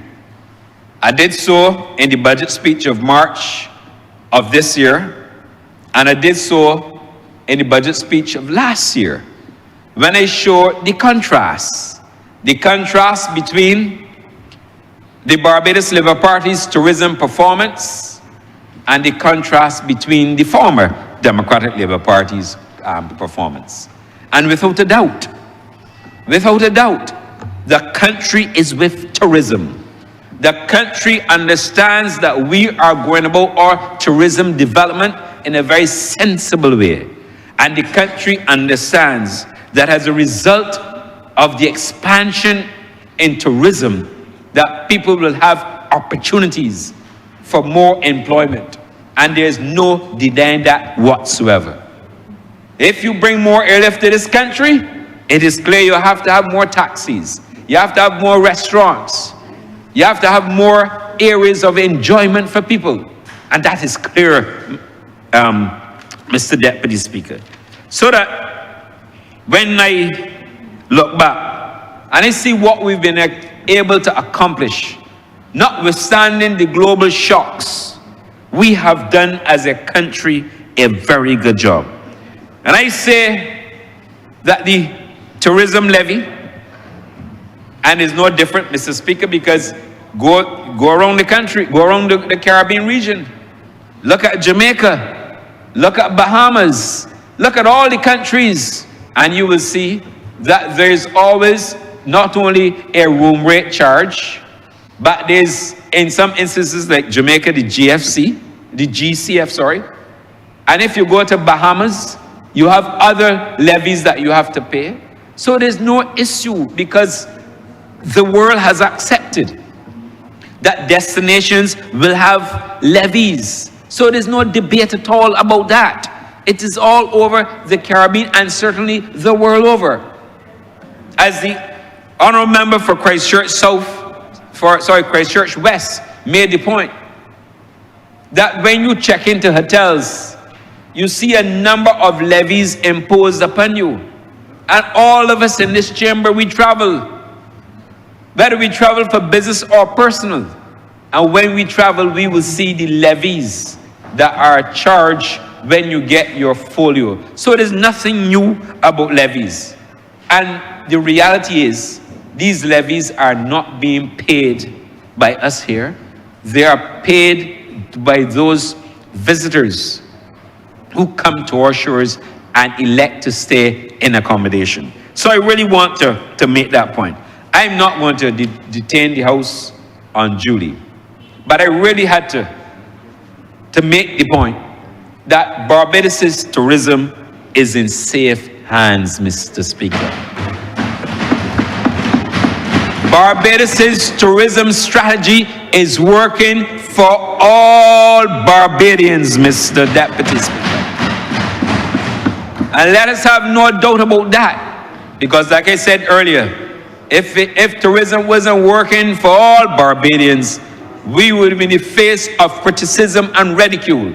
Mr. Speaker, when you have partners and stakeholders who are agreeing with your policies, who are prepared to go there and hit the pavement and market Barbados with you, when you have tourism partners who share the same goal that we have for the country, it says something not only about the leadership in the tourism sector, but it says something about Barbados as a destination. And I simply come here this afternoon to remind the leader of the opposition that tourism is doing well.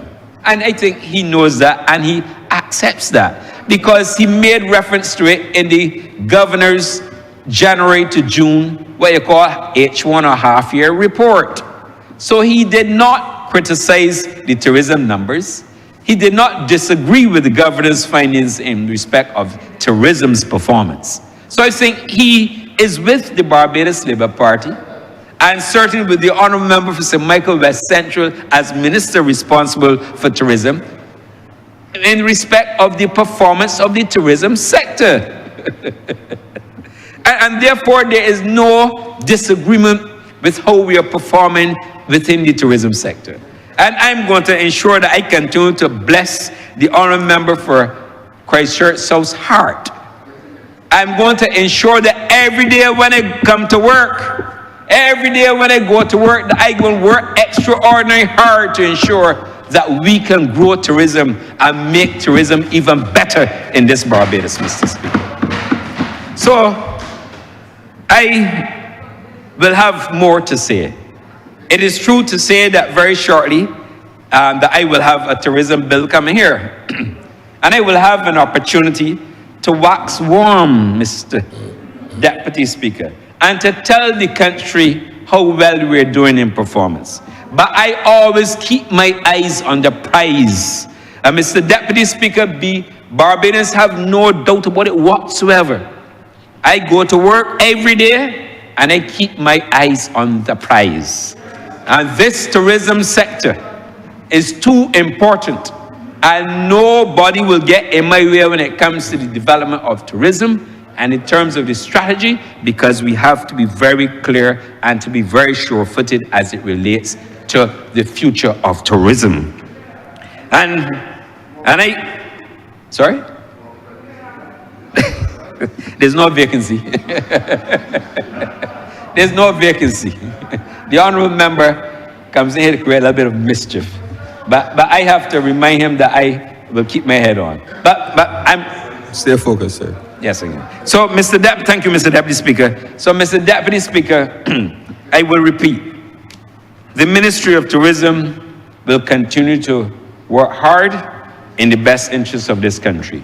I want to commend the Honourable Member for Christchurch East Central and for bringing the Tourism Levy Amendment Bill here today. It's very important, Mr. Speaker, because persons who come here and benefit from the goods and the social services and the amenities that we have to offer here should also contribute to those services. So I want to commend, as always, the Honourable Member for Christchurch East Central.